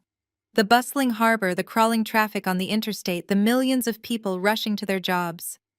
From this altitude, they all looked like tiny, insignificant pieces on a massive chessboard. I was no longer a pawn. I was the hand moving the pieces.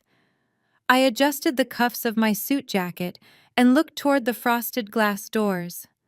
I looked at the digital clock on the wall. It read 8:55 in the morning. The stage was flawlessly set. The lighting was stark and unforgiving. The executioners were in position. Bradley was scheduled to walk through those doors in exactly 5 minutes, fully expecting to be handed the keys to the kingdom. He was about to find out that the Queen had already locked the gates and ordered the guillotine. The digital clock on the mahogany-paneled wall clicked to exactly 9 in the morning. Right on cue, the heavy frosted glass double doors of the executive boardroom swung open. Bradley walked into the room radiating the toxic, unearned confidence of a man who firmly believed he had just conquered the entire world. He was wearing a brand-new custom-tailored Italian suit that he had undoubtedly purchased using the stolen funds from our joint savings account. His hair was slicked back flawlessly, and the overpowering scent of his expensive designer cologne immediately invaded the pristine, climate-controlled air of the boardroom.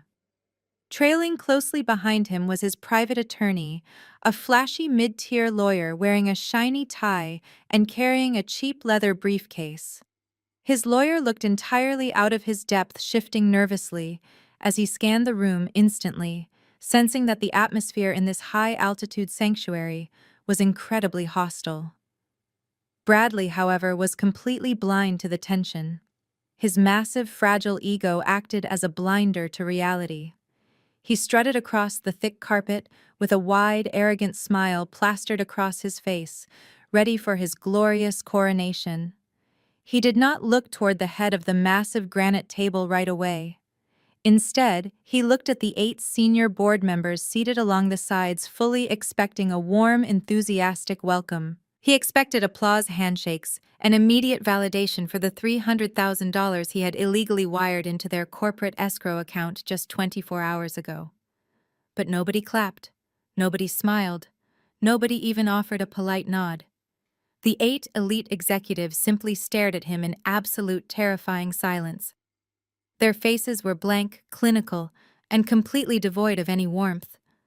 They looked at Bradley not as a future partner, but as a dead man walking into his own funeral. Bradley faltered for a fraction of a second.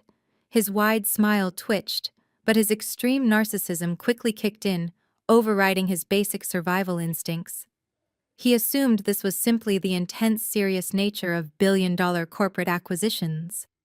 He pushed his shoulders back, puffing out his chest, and continued his confident stride toward the empty leather chair designated for him near the center of the table. With a theatrical flourish, Bradley reached into the breast pocket of his tailored suit jacket and pulled out a heavy silver Mont Blanc pen.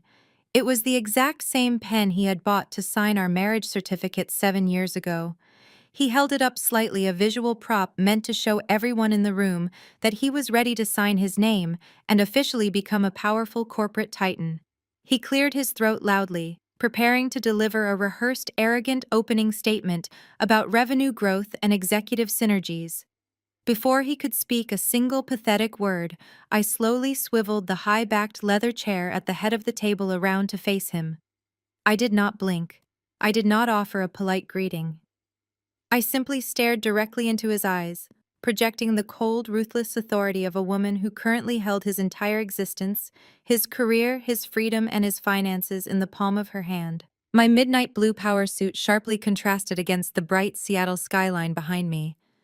I sat perfectly still, my hands folded elegantly over the encrypted laptop resting on the granite surface.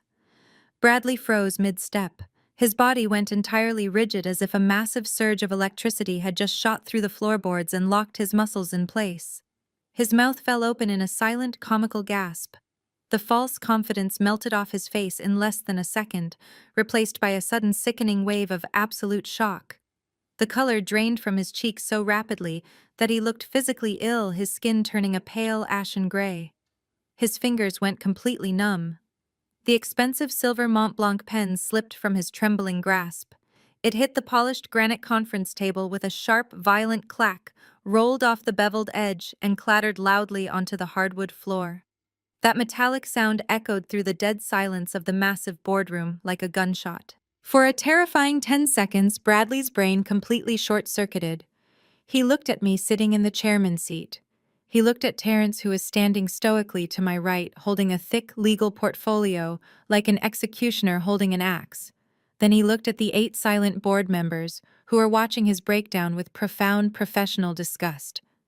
Because Bradley was fundamentally an arrogant, misogynistic narcissist, his mind absolutely refused to process the reality of my power. He could not comprehend that the woman he called a pathetic freelance moocher to his friends was currently commanding the most powerful room in the building. His brain defaulted to the only narrative his ego could accept.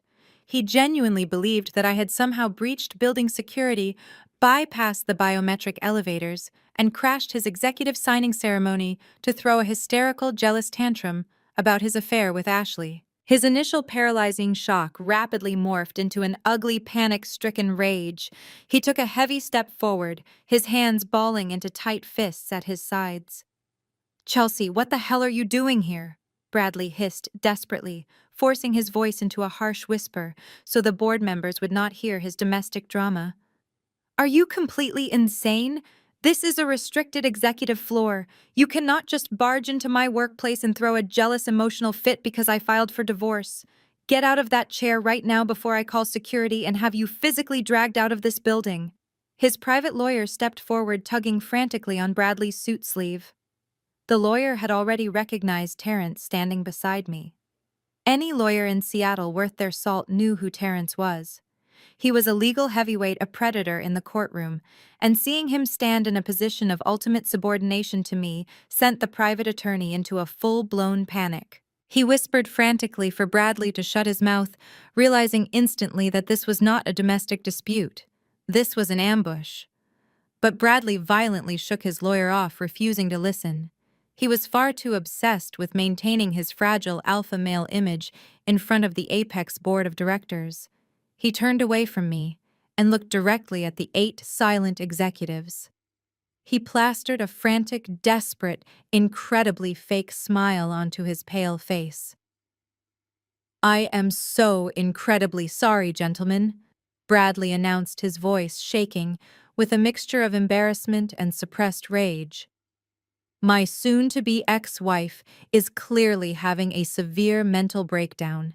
She has been highly unstable and deeply erratic lately because she simply cannot handle the fact that our marriage is over.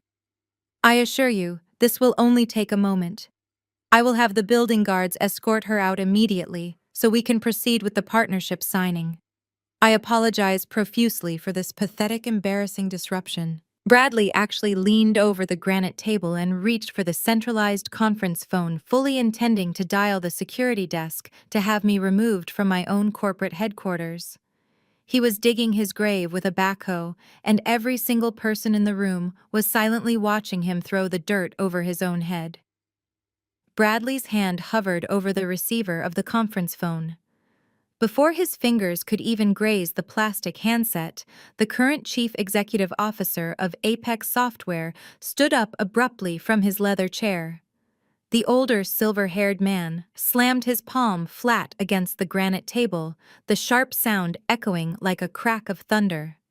"Step away from that phone immediately," the CEO commanded, his voice dripping with absolute venom and professional outrage. "You will show the proper deference or I will have security throw you through the plate glass windows myself. Do not disrespect the chairwoman in her own boardroom." Bradley froze, his hands suspended in midair. His bloodshot eyes darted wildly between the furious CEO and my perfectly calm seated figure. The cognitive dissonance was physically breaking his mind. He looked like a man who had just been told gravity no longer existed.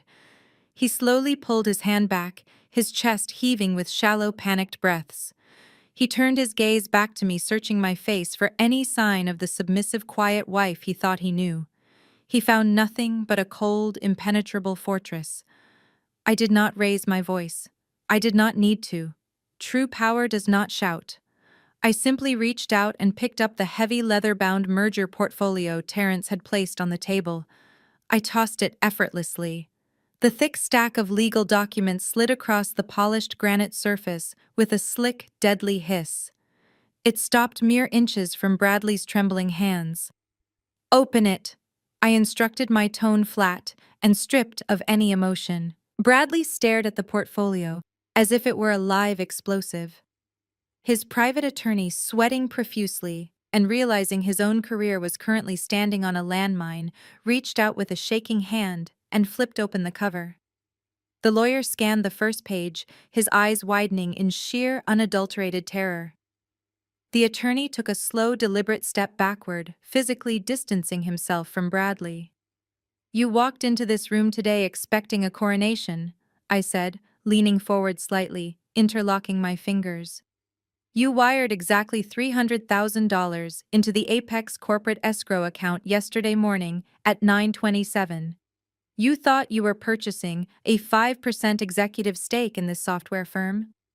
You thought that money was going to buy you a seat at this very table, elevate your pathetic mid-level management career, and fund your shiny new life with your 24-year-old assistant." Bradley swallowed hard, his Adam's apple bobbing erratically. His face was a mask of pure horror, but his ego still refused to accept the execution. "Chelsea, what is this?" He choked out, his voice cracking into a high-pitched, desperate wheeze. "Where did you get these numbers? This is highly classified corporate data. I did not get the numbers, Bradley. I own the numbers," I replied, letting the absolute weight of my words crush him into the floorboards. "You wanted to buy a piece of Apex software.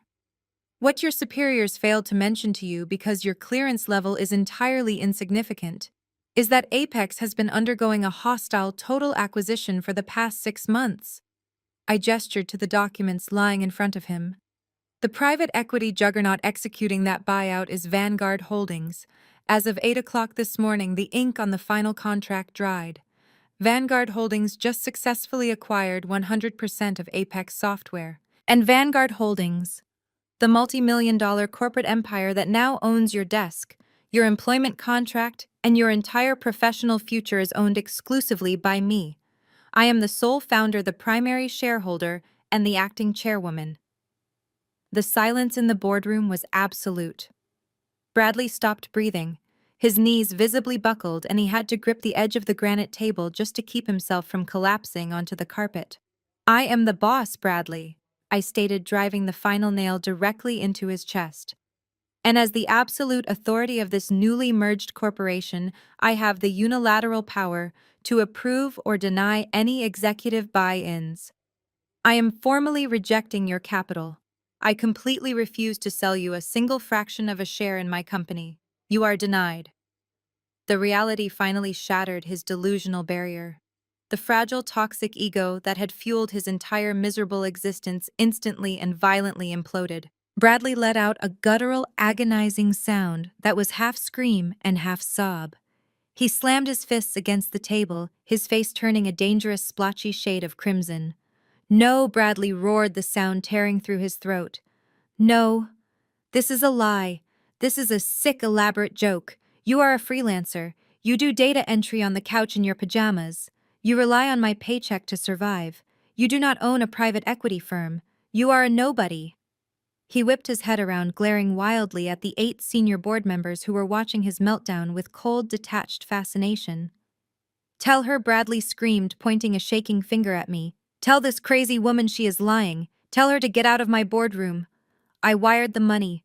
The partnership is mine. I earned it." The former CEO of Apex looked at Bradley with eyes devoid of any pity. "She is not lying, Bradley. Madam Chairwoman finalized the acquisition this morning. You are currently screaming at the sole owner of this entire corporate entity. I suggest you lower your voice and accept your position."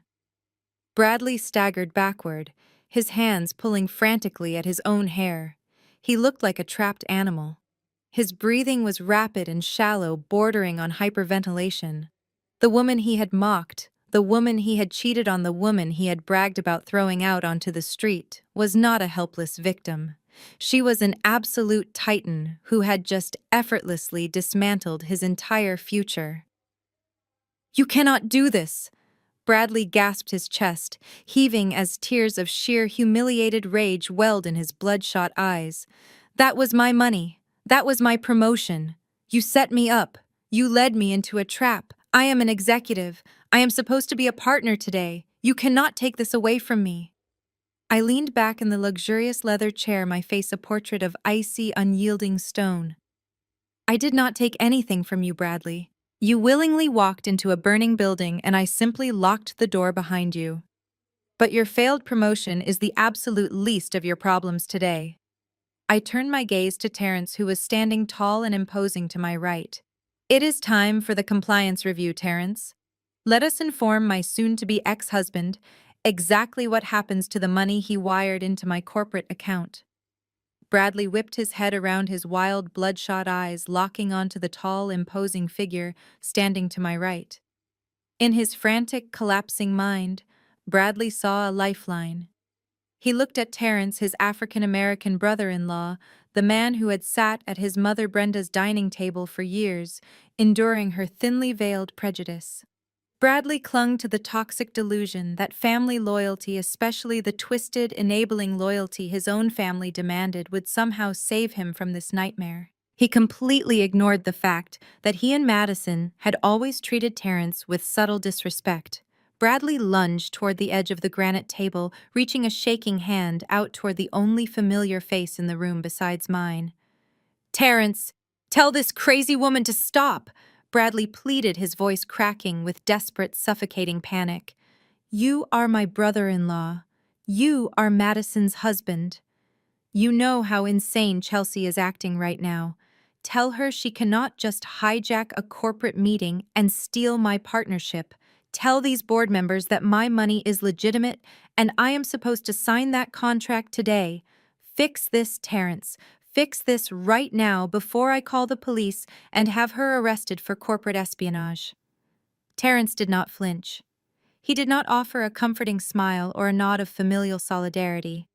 He stood perfectly straight, his broad shoulders squared in his flawless charcoal suit. He looked down at Bradley with a level of professional disgust that could have frozen boiling water. Terrence calmly unbuttoned his suit jacket, reached down to the heavy leather portfolio resting on the granite surface, and flipped it open. The crisp rustle of high-quality legal paper was the only sound in the massive, soundproofed boardroom. "I am not standing in this room as your brother-in-law Bradley," Terrence stated, his deep, resonant voice projecting absolute, undeniable authority. "And I am certainly not here to fix your catastrophic mistakes.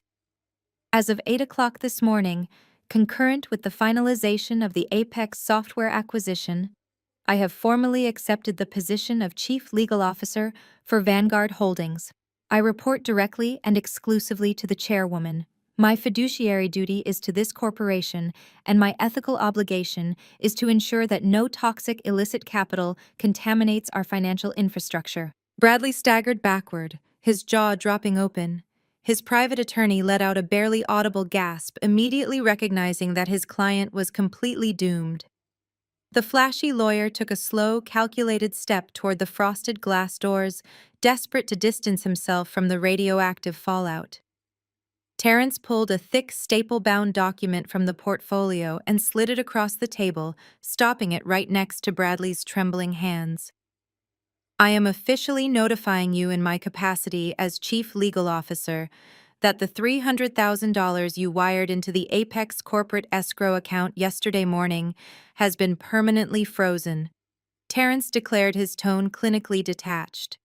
The Vanguard Compliance Division flagged the incoming transaction as a severe legal liability.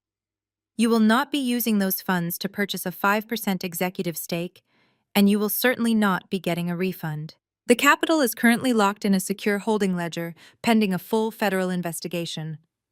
You cannot freeze my money! Bradley shrieked, spit flying from his lips as he slammed his hand against the table. That is my capital. I transferred it legally through my bank. If you are not going to let me buy the shares, you have to wire it back to my checking account immediately. Give me my money back, Terrence. You cannot just steal from me. It is not your money, Bradley Terrence countered, extracting a second set of documents from his portfolio. These pages contained dense blocks of digital routing data, IP address logs, and banking certificates. Terrence held up the first page for the entire board of directors to see. You did not liquidate personal investments. You did not drain a legitimate savings account.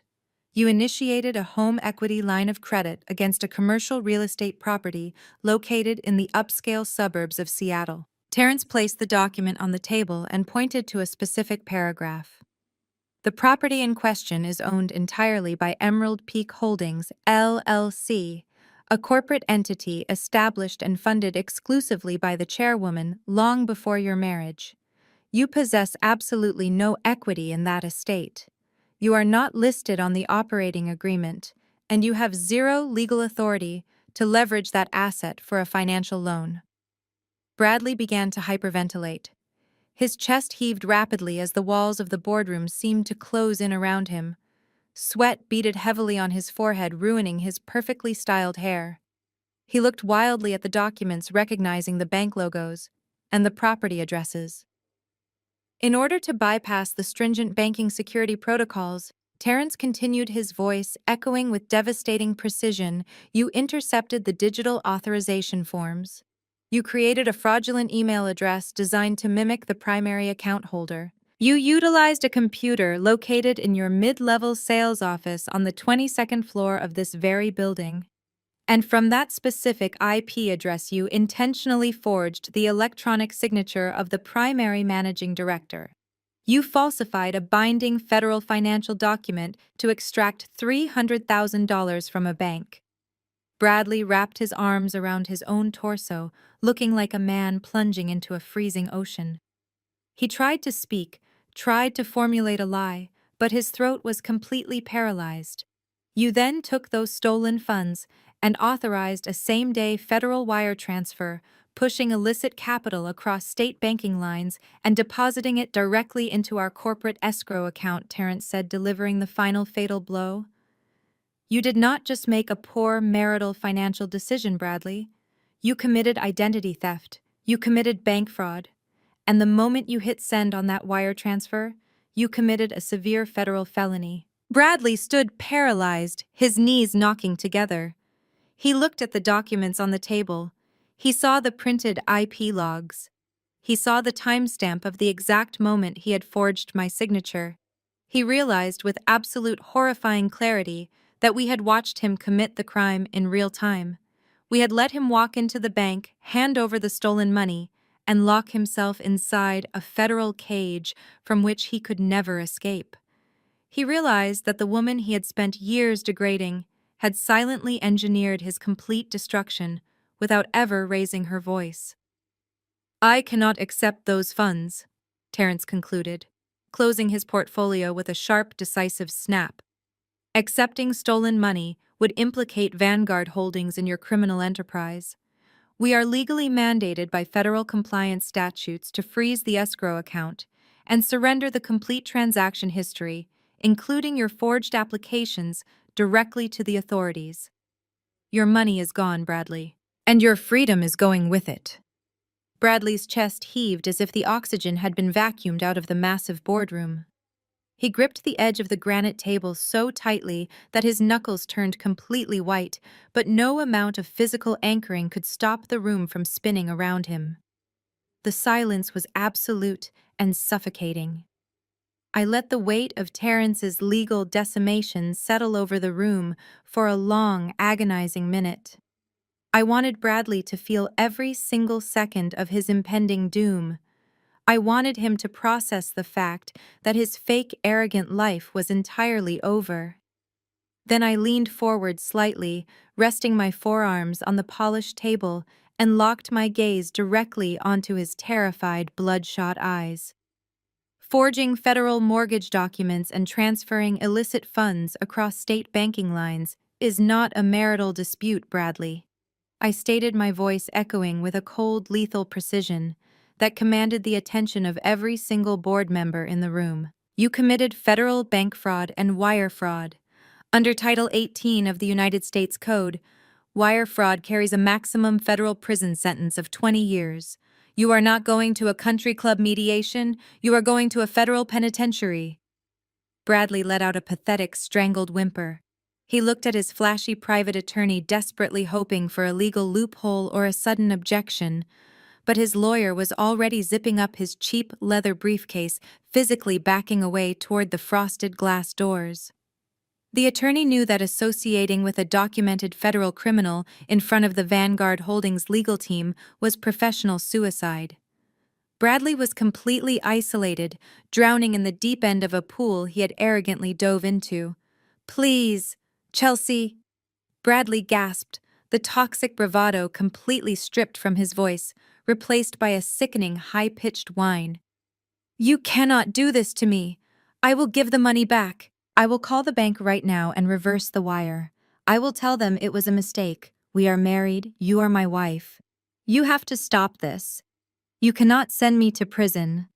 I felt a profound, chilling sense of satisfaction watching him beg. The man who had mocked my intelligence, who had funded his affair with my money, and who had planned to throw me out onto the street was now weeping in front of the most powerful executives in Seattle. "I am not your wife," I corrected him, my tone entirely devoid of any mercy. "I am the chairwoman of the corporation that currently owns your employment contract. And we are not finished discussing the consequences of your actions today." I opened the second folder Terrence had prepared and slid a single crisp sheet of paper across the granite table. It stopped right next to the frozen escrow documents. Bradley stared at it, his eyes wide with blind panic, unable to comprehend what other horrors awaited him. "You walked into this boardroom, expecting to sign an executive partnership agreement." I continued, my voice carrying the absolute finality of a judge delivering a death sentence. "Instead, I am handing you your walking papers. As the primary shareholder and acting chairwoman of Apex Software, I am officially terminating your employment effective immediately." Bradley shook his head frantically, tears of sheer humiliation spilling over his eyelashes and tracking down his pale cheeks. "No, no, no, you cannot fire me. I am the top regional sales director. I brought in millions for this company. You cannot just fire me." "I am not just firing you, Bradley," I clarified, twisting the knife with surgical accuracy. "You are being terminated for cause. You have committed severe documented ethical violations, financial embezzlement, and corporate fraud. Because your termination is classified as a severe breach of conduct, you are completely stripped of all corporate protections." I watched his eyes dart wildly around the room as I dismantled his financial safety net piece by piece. "Your unvested stock options are permanently canceled," I stated, listing the penalties with brutal efficiency. "The lucrative severance package you thought would protect you in a worst-case scenario is entirely nullified. Your corporate health insurance benefits will be terminated at 5 o'clock today. You will not receive a single dime of accrued vacation pay or holiday bonuses.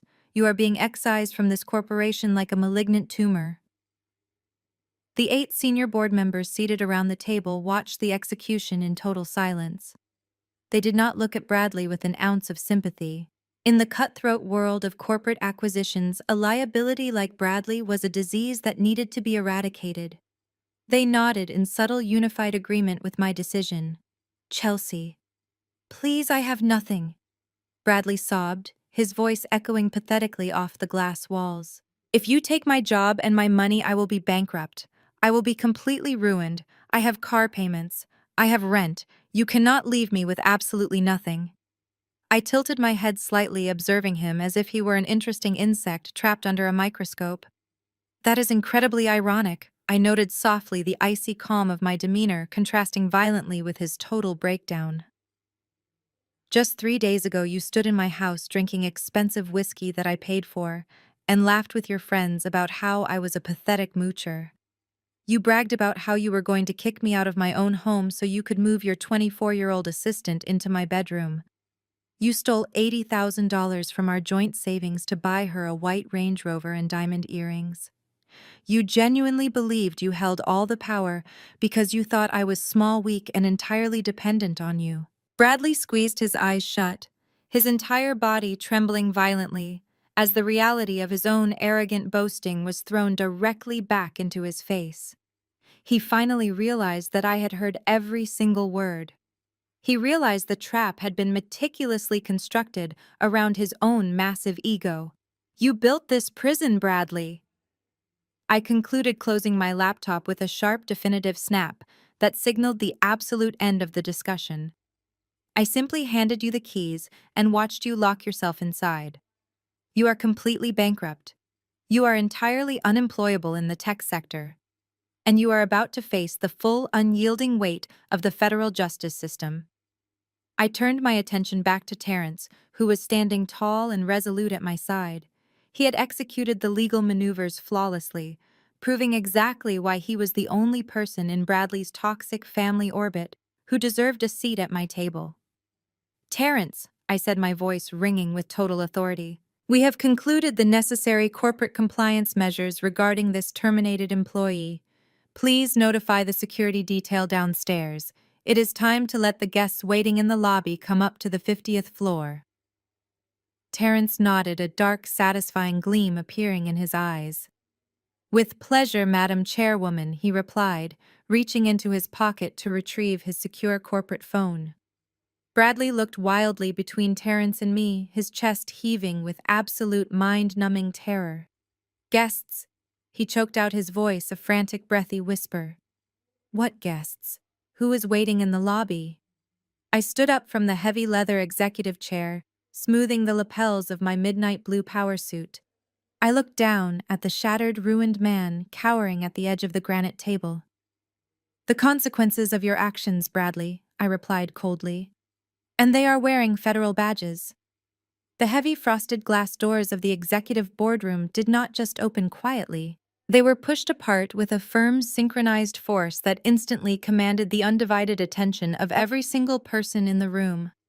3 individuals strode through the doorway, bypassing the stunned corporate receptionist who had been frantically trying to keep pace with them. They were not wearing expensive tailored suits like the powerful board members seated around the granite table.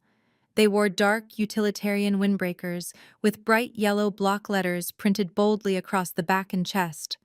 Federal Bureau of Investigation. The tactical, strictly professional appearance of the agents created a shocking contrast against the pristine mahogany-paneled walls of the high-altitude corporate sanctuary.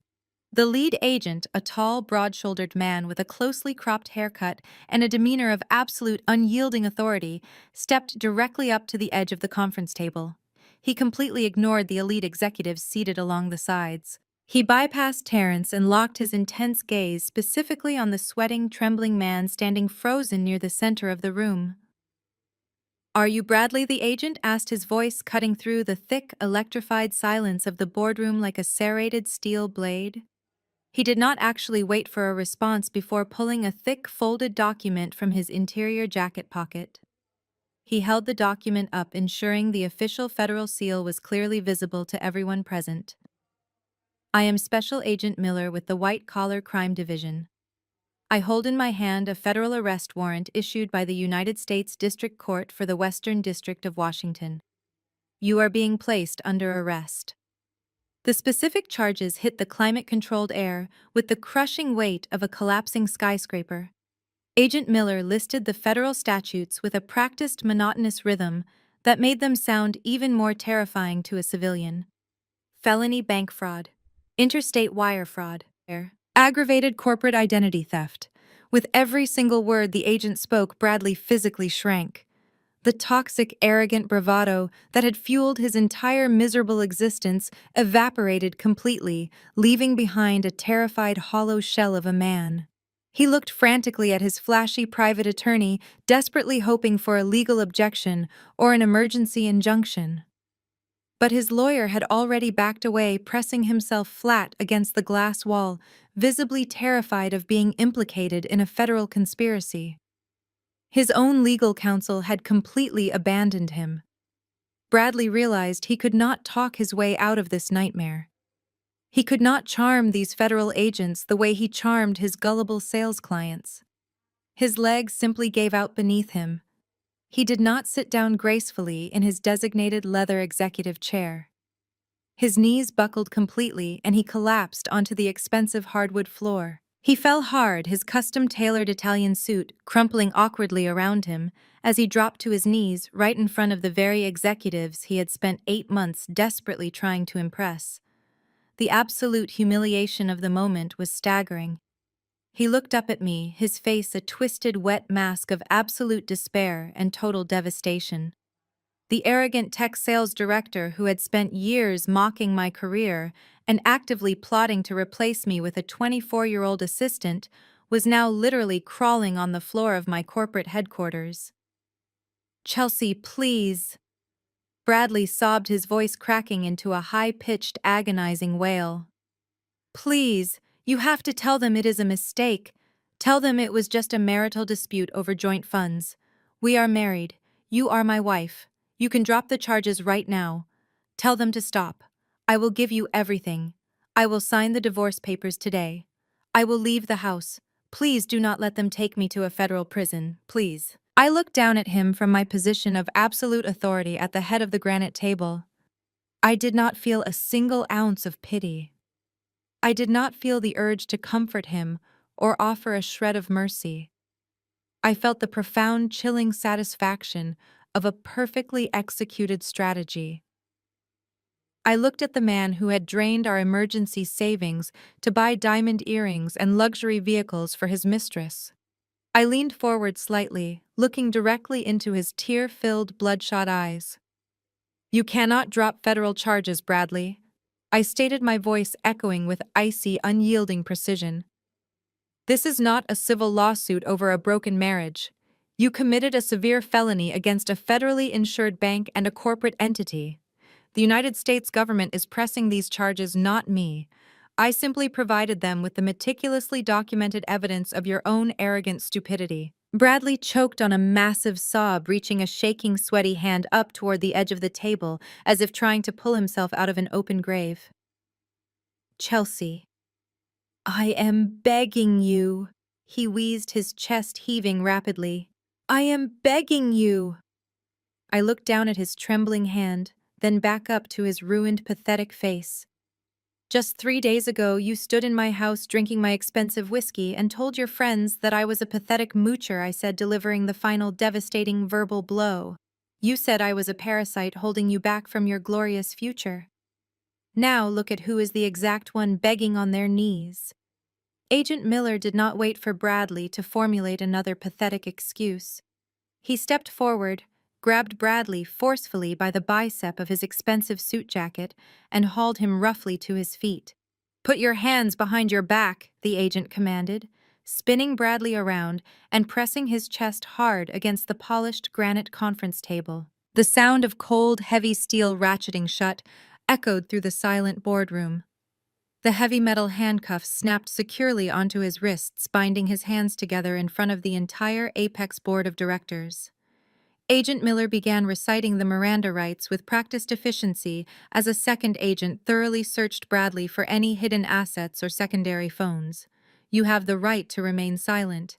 Anything you say can and will be used against you in a court of law." Bradley was weeping openly now, a loud, guttural sobbing that completely destroyed whatever tiny shred of dignity he had left in this world. The elite board members watched with absolute clinical detachment as the federal agents physically turned him around and marched him toward the frosted glass doors. Terrence stood perfectly still to my right, his arms crossed tightly over his broad chest, watching his corrupt brother-in-law being hauled away like common trash. The arrogant man who had walked into this 50-story skyscraper expecting to be crowned an elite executive partner was now being frog-marched out in handcuffs, entirely ruined, completely bankrupt, and facing decades behind federal bars. As the heavy frosted glass doors closed behind the federal agents, the massive boardroom exhaled a collective stunned breath. Terrence efficiently distributed the finalized acquisition documents to the remaining executives, seamlessly transitioning the room back to the multi-million-dollar corporate merger at hand. I did not linger to celebrate or gloat. My work at Apex Software was officially concluded for the day. I picked up my encrypted laptop, gave a curt nod to the board of directors, and walked out to the private biometric elevator. By the time my private driver navigated the sleek black executive vehicle out of the downtown financial district, the news of the arrest had already leaked. In the modern corporate world, scandalous gossip travels faster than fiber optic internet. A mid-level sales director being hauled out of a skyscraper in federal handcuffs by the white-collar crime division was prime fodder for local business blogs, frantic text threads, and corporate whisper networks. I leaned back against the plush leather seats of the SUV and watched my personal cell phone screen light up like a distress beacon. The toxic family network was imploding in real time, and the blast radius was magnificent. The first frantic call came from Brenda. I let it ring twice before answering, genuinely curious to hear the sheer unadulterated panic replacing her usual arrogant entitlement. I pressed the green accept button and activated the speakerphone, setting the device on the polished center console of the vehicle. The sound of hysterical, chaotic sobbing instantly flooded the quiet, climate-controlled interior of the car. "Chelsea, you have to help us!" Brenda shrieked, her voice cracking wildly as she gasped for air. "Bradley just called me from a federal holding facility. They denied him standard bail. They are talking about a massive cash bond and freezing his assets pending a federal hearing. You have to call your bank right now and wire the bail money to the courthouse. You have to get my son out of that cage before they process him into the general population." In the background, I could hear Madison wailing, completely unglued and hyperventilating. The brutal reality of their financial ruin was finally crashing down on their heads.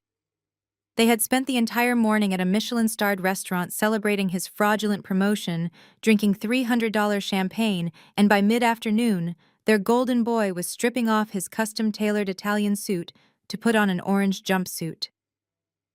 "He is crying," Chelsea Madison yelled into the receiver, snatching the phone away from her mother. The federal agent seized his expensive watch and his designer belt. "You are his wife. You have a legal and moral obligation to post his bail. Pull the money from your joint savings account right now and hire a premium criminal defense attorney. He cannot use a public defender." I listened to their pathetic demands, marveling at how they still tried to command me, even while begging for their absolute survival. I did not raise my voice. I did not offer a single ounce of sympathy, nor did I explain my role in his spectacular downfall. "I cannot help you, Brenda." I stated, my tone colder than a Seattle winter storm.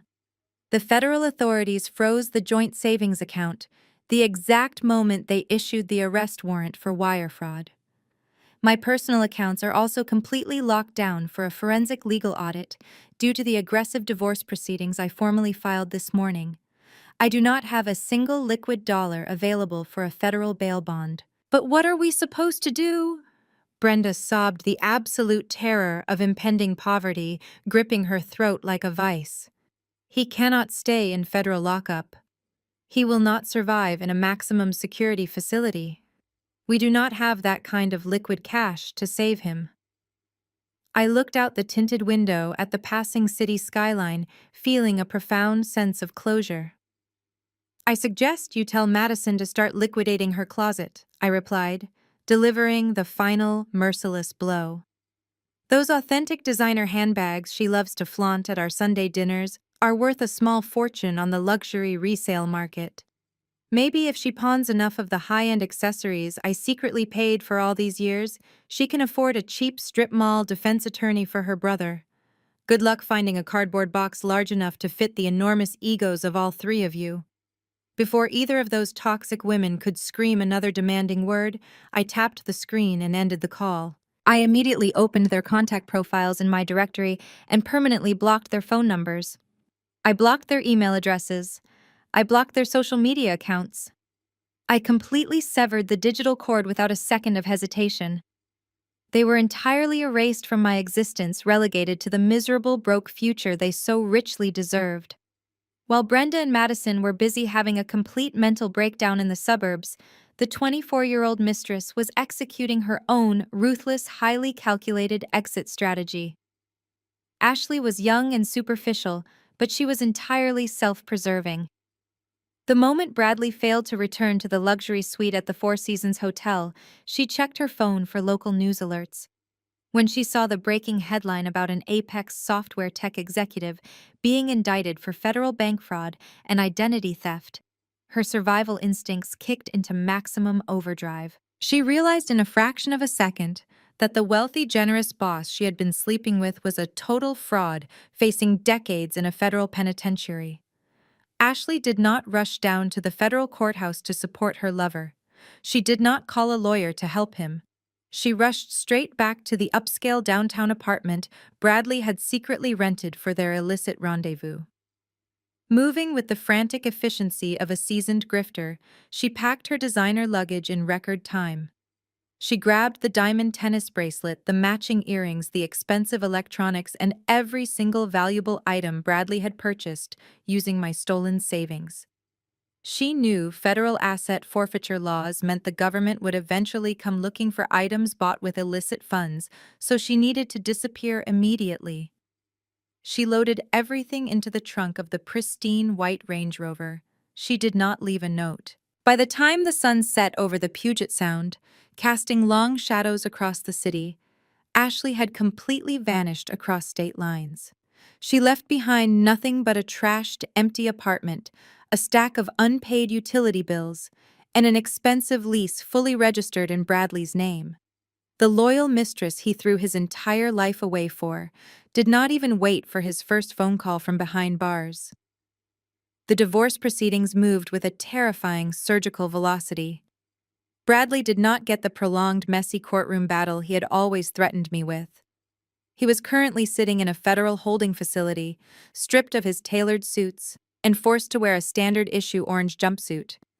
Because he was actively facing federal prosecution for wire fraud, bank fraud, and corporate identity theft, his ability to contest a civil divorce was entirely non-existent. He was represented by an overwhelmed public defender who looked completely exhausted just reading the forensic accounting reports my elite attorney Garrison had compiled. We walked into the King County Family Courthouse on a Tuesday morning. The judge took one look at the towering stack of financial evidence, the forged home equity documents, and the detailed ledger proving the dissipation of marital assets. The ruling was absolute and incredibly swift. I walked away with 100% of my assets entirely intact. The prenuptial agreement protecting Emerald Peak Holdings and Vanguard Holdings was upheld without a single objection. The judge ordered that the $80,000 Bradley had embezzled from our joint savings to fund his affair with Ashley must be fully reimbursed to me. Since his bank accounts were frozen and his corporate severance was voided, that debt became a permanent legal judgment attached to his name. He was left with massive legal fees mounting federal restitution mandates and absolutely zero equity. I left that courthouse a completely free woman, officially untethered from his toxic, suffocating anchor. With Bradley locked in a federal cage and my financial pipelines permanently severed, the artificial reality his family had enjoyed rapidly collapsed. Brenda was the very first casualty of this newly enforced poverty. For years she had resided in a beautiful upscale townhome in the suburbs, hosting lavish luncheons and bragging about her highly successful son. She firmly believed Bradley was paying her exorbitant mortgage and funding her country club lifestyle. In reality, the automated payments keeping a roof over her head were secretly subsidized by a blind trust I had established early in our marriage to keep her complaints at bay. The moment I deactivated that trust, her entire financial foundation disintegrated. Without my hidden capital, the mortgage on her townhome went into immediate default. Brenda received her first foreclosure notice just 3 weeks after Bradley was arrested. She tried frantically calling her wealthy socialite friends for a loan, but word of her son's federal indictment had already poisoned her reputation. The elite country club she loved so much quietly revoked her membership, citing a violation of their morality clause. Nobody wanted to associate with the mother of a documented corporate felon. By the end of the month, Brenda was legally evicted. She was forced to pack her designer clothes into cheap cardboard boxes while the bank repossessed the property.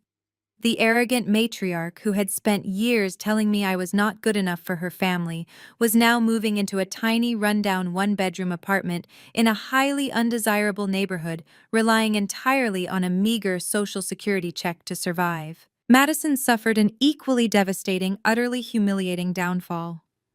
While her mother was being evicted, Madison was busy having a complete hysterical breakdown inside her luxury downtown condominium. She was still reeling from the sudden termination of her secret $3,000 monthly allowance, but her nightmare was about to escalate significantly.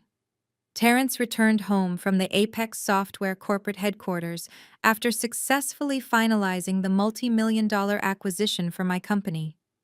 He walked into their pristine living room, placed his sleek leather briefcase on the glass coffee table, and looked at his wife with a cold, calculating detachment.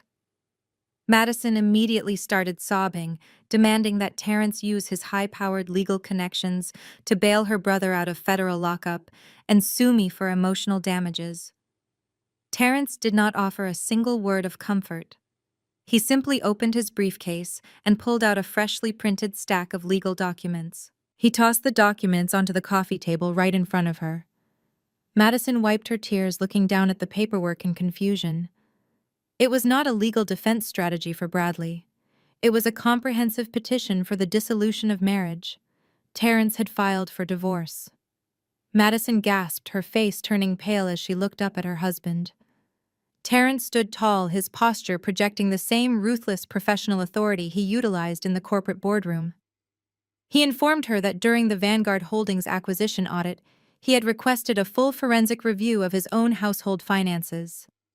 He had discovered the anonymous family grant tied directly to my corporate routing numbers. He revealed that he knew exactly where her secret allowance had been coming from for the past 5 years.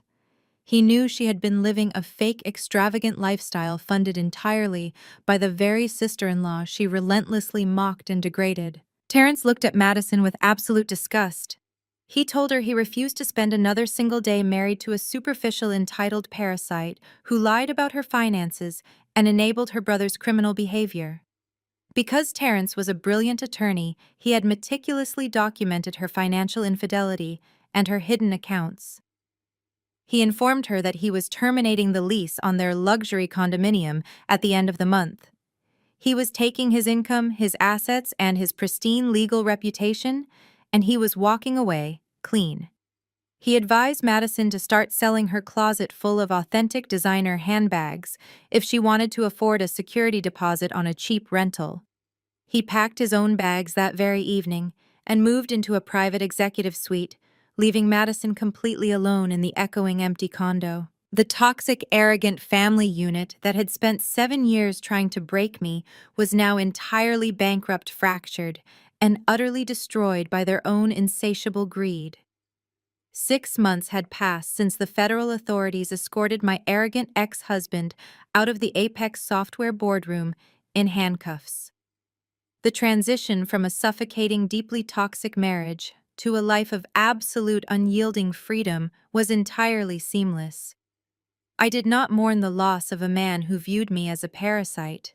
I did not shed a single tear for the destruction of a family unit built entirely on a foundation of entitlement and deceit.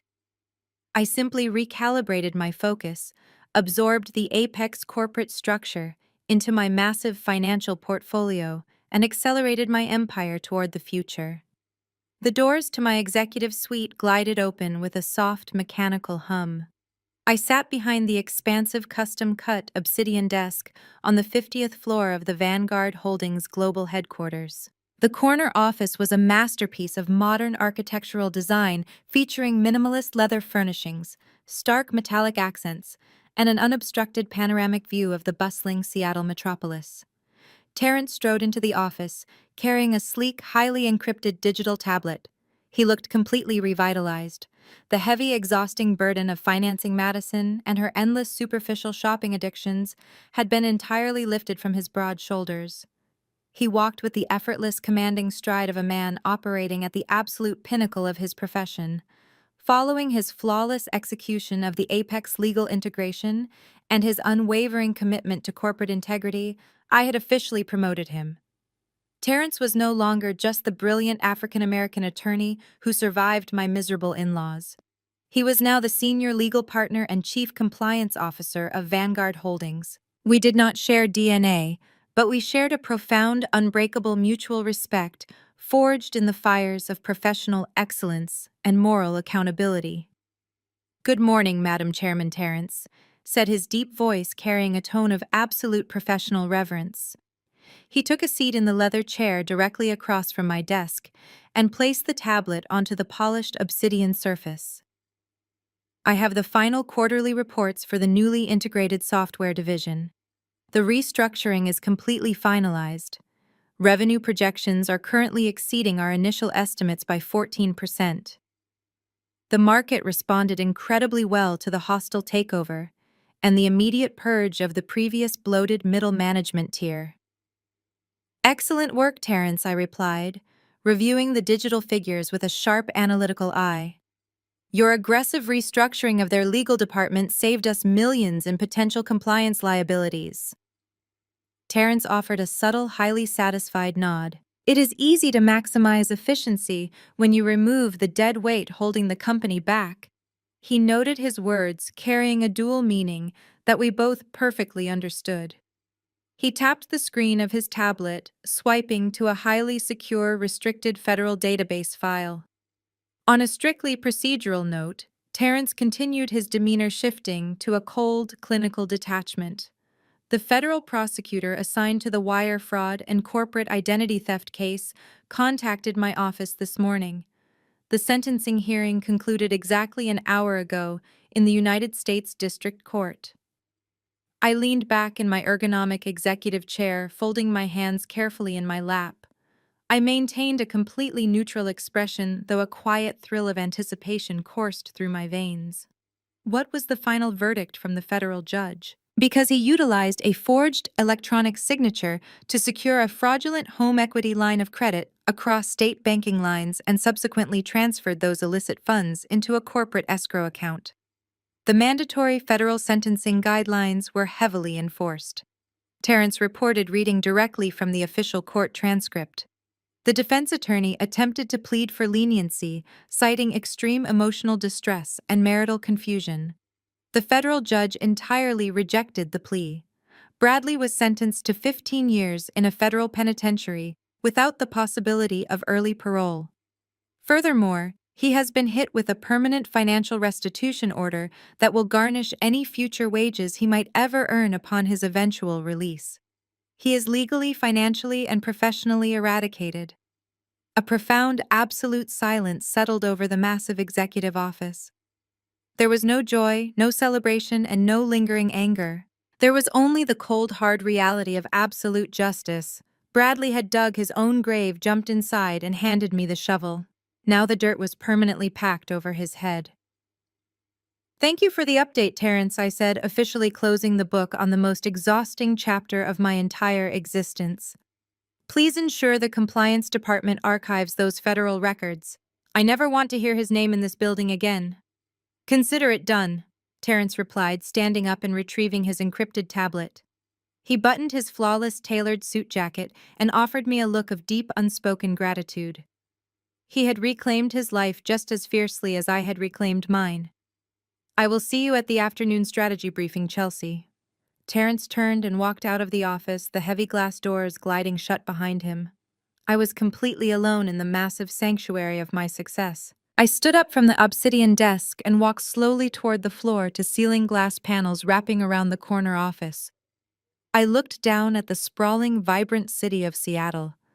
Far below, tiny cars navigated the rain-slicked streets, and thousands of people rushed through the financial district, hustling to meet their daily corporate demands. I held a ceramic mug of rich, dark roast coffee in my hand. I felt the comforting heat radiating through the thick ceramic against my palms. I wore a razor-sharp, tailored emerald green power suit that fit me with absolute perfection. For 7 long years, I had deliberately shrunk myself. I had worn faded, oversized sweaters. I had hidden my brilliant analytical mind. I had swallowed vicious insults, cruel jokes, and endless degradation from a family of arrogant, financially illiterate narcissists.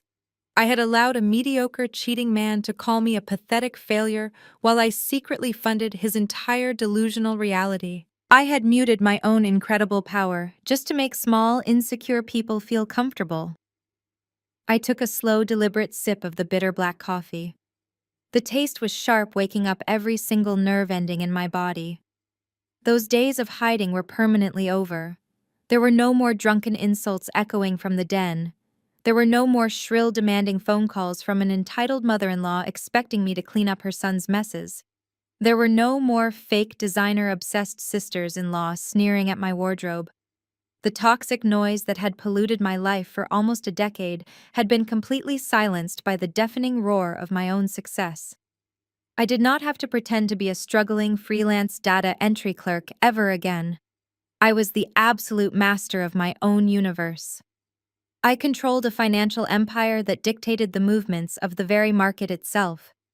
I held the power to destroy corrupt men and elevate honorable ones. I looked at my own reflection in the towering glass window. The woman looking back at me was fierce, unyielding, and entirely unapologetic. I smiled, a genuine, deeply contented expression that reached all the way to my eyes. The heavy, suffocating chains of my past were shattered. My empire was expanding. My mind was sharp. My future was an open, limitless horizon. My life now belonged to one single phenomenal person. It belonged entirely to me. The most profound lesson from this story is that you must never shrink your own brilliance just to accommodate the fragile egos of toxic people. True power does not require loud arguments or public screaming matches. It lies in quiet observation, strategic planning, and absolute financial independence. When people constantly underestimate your worth, do not waste your precious energy trying to prove them wrong. Instead, build your empire in silence and let their own blinding arrogance become the exact weapon that destroys them. You alone hold the pen to your future, and your value is never determined by those who cannot see it. If this story inspired you to reclaim your power and walk away from toxic environments, please hit the like button, subscribe, and share this video with someone who needs a reminder of their own incredible worth.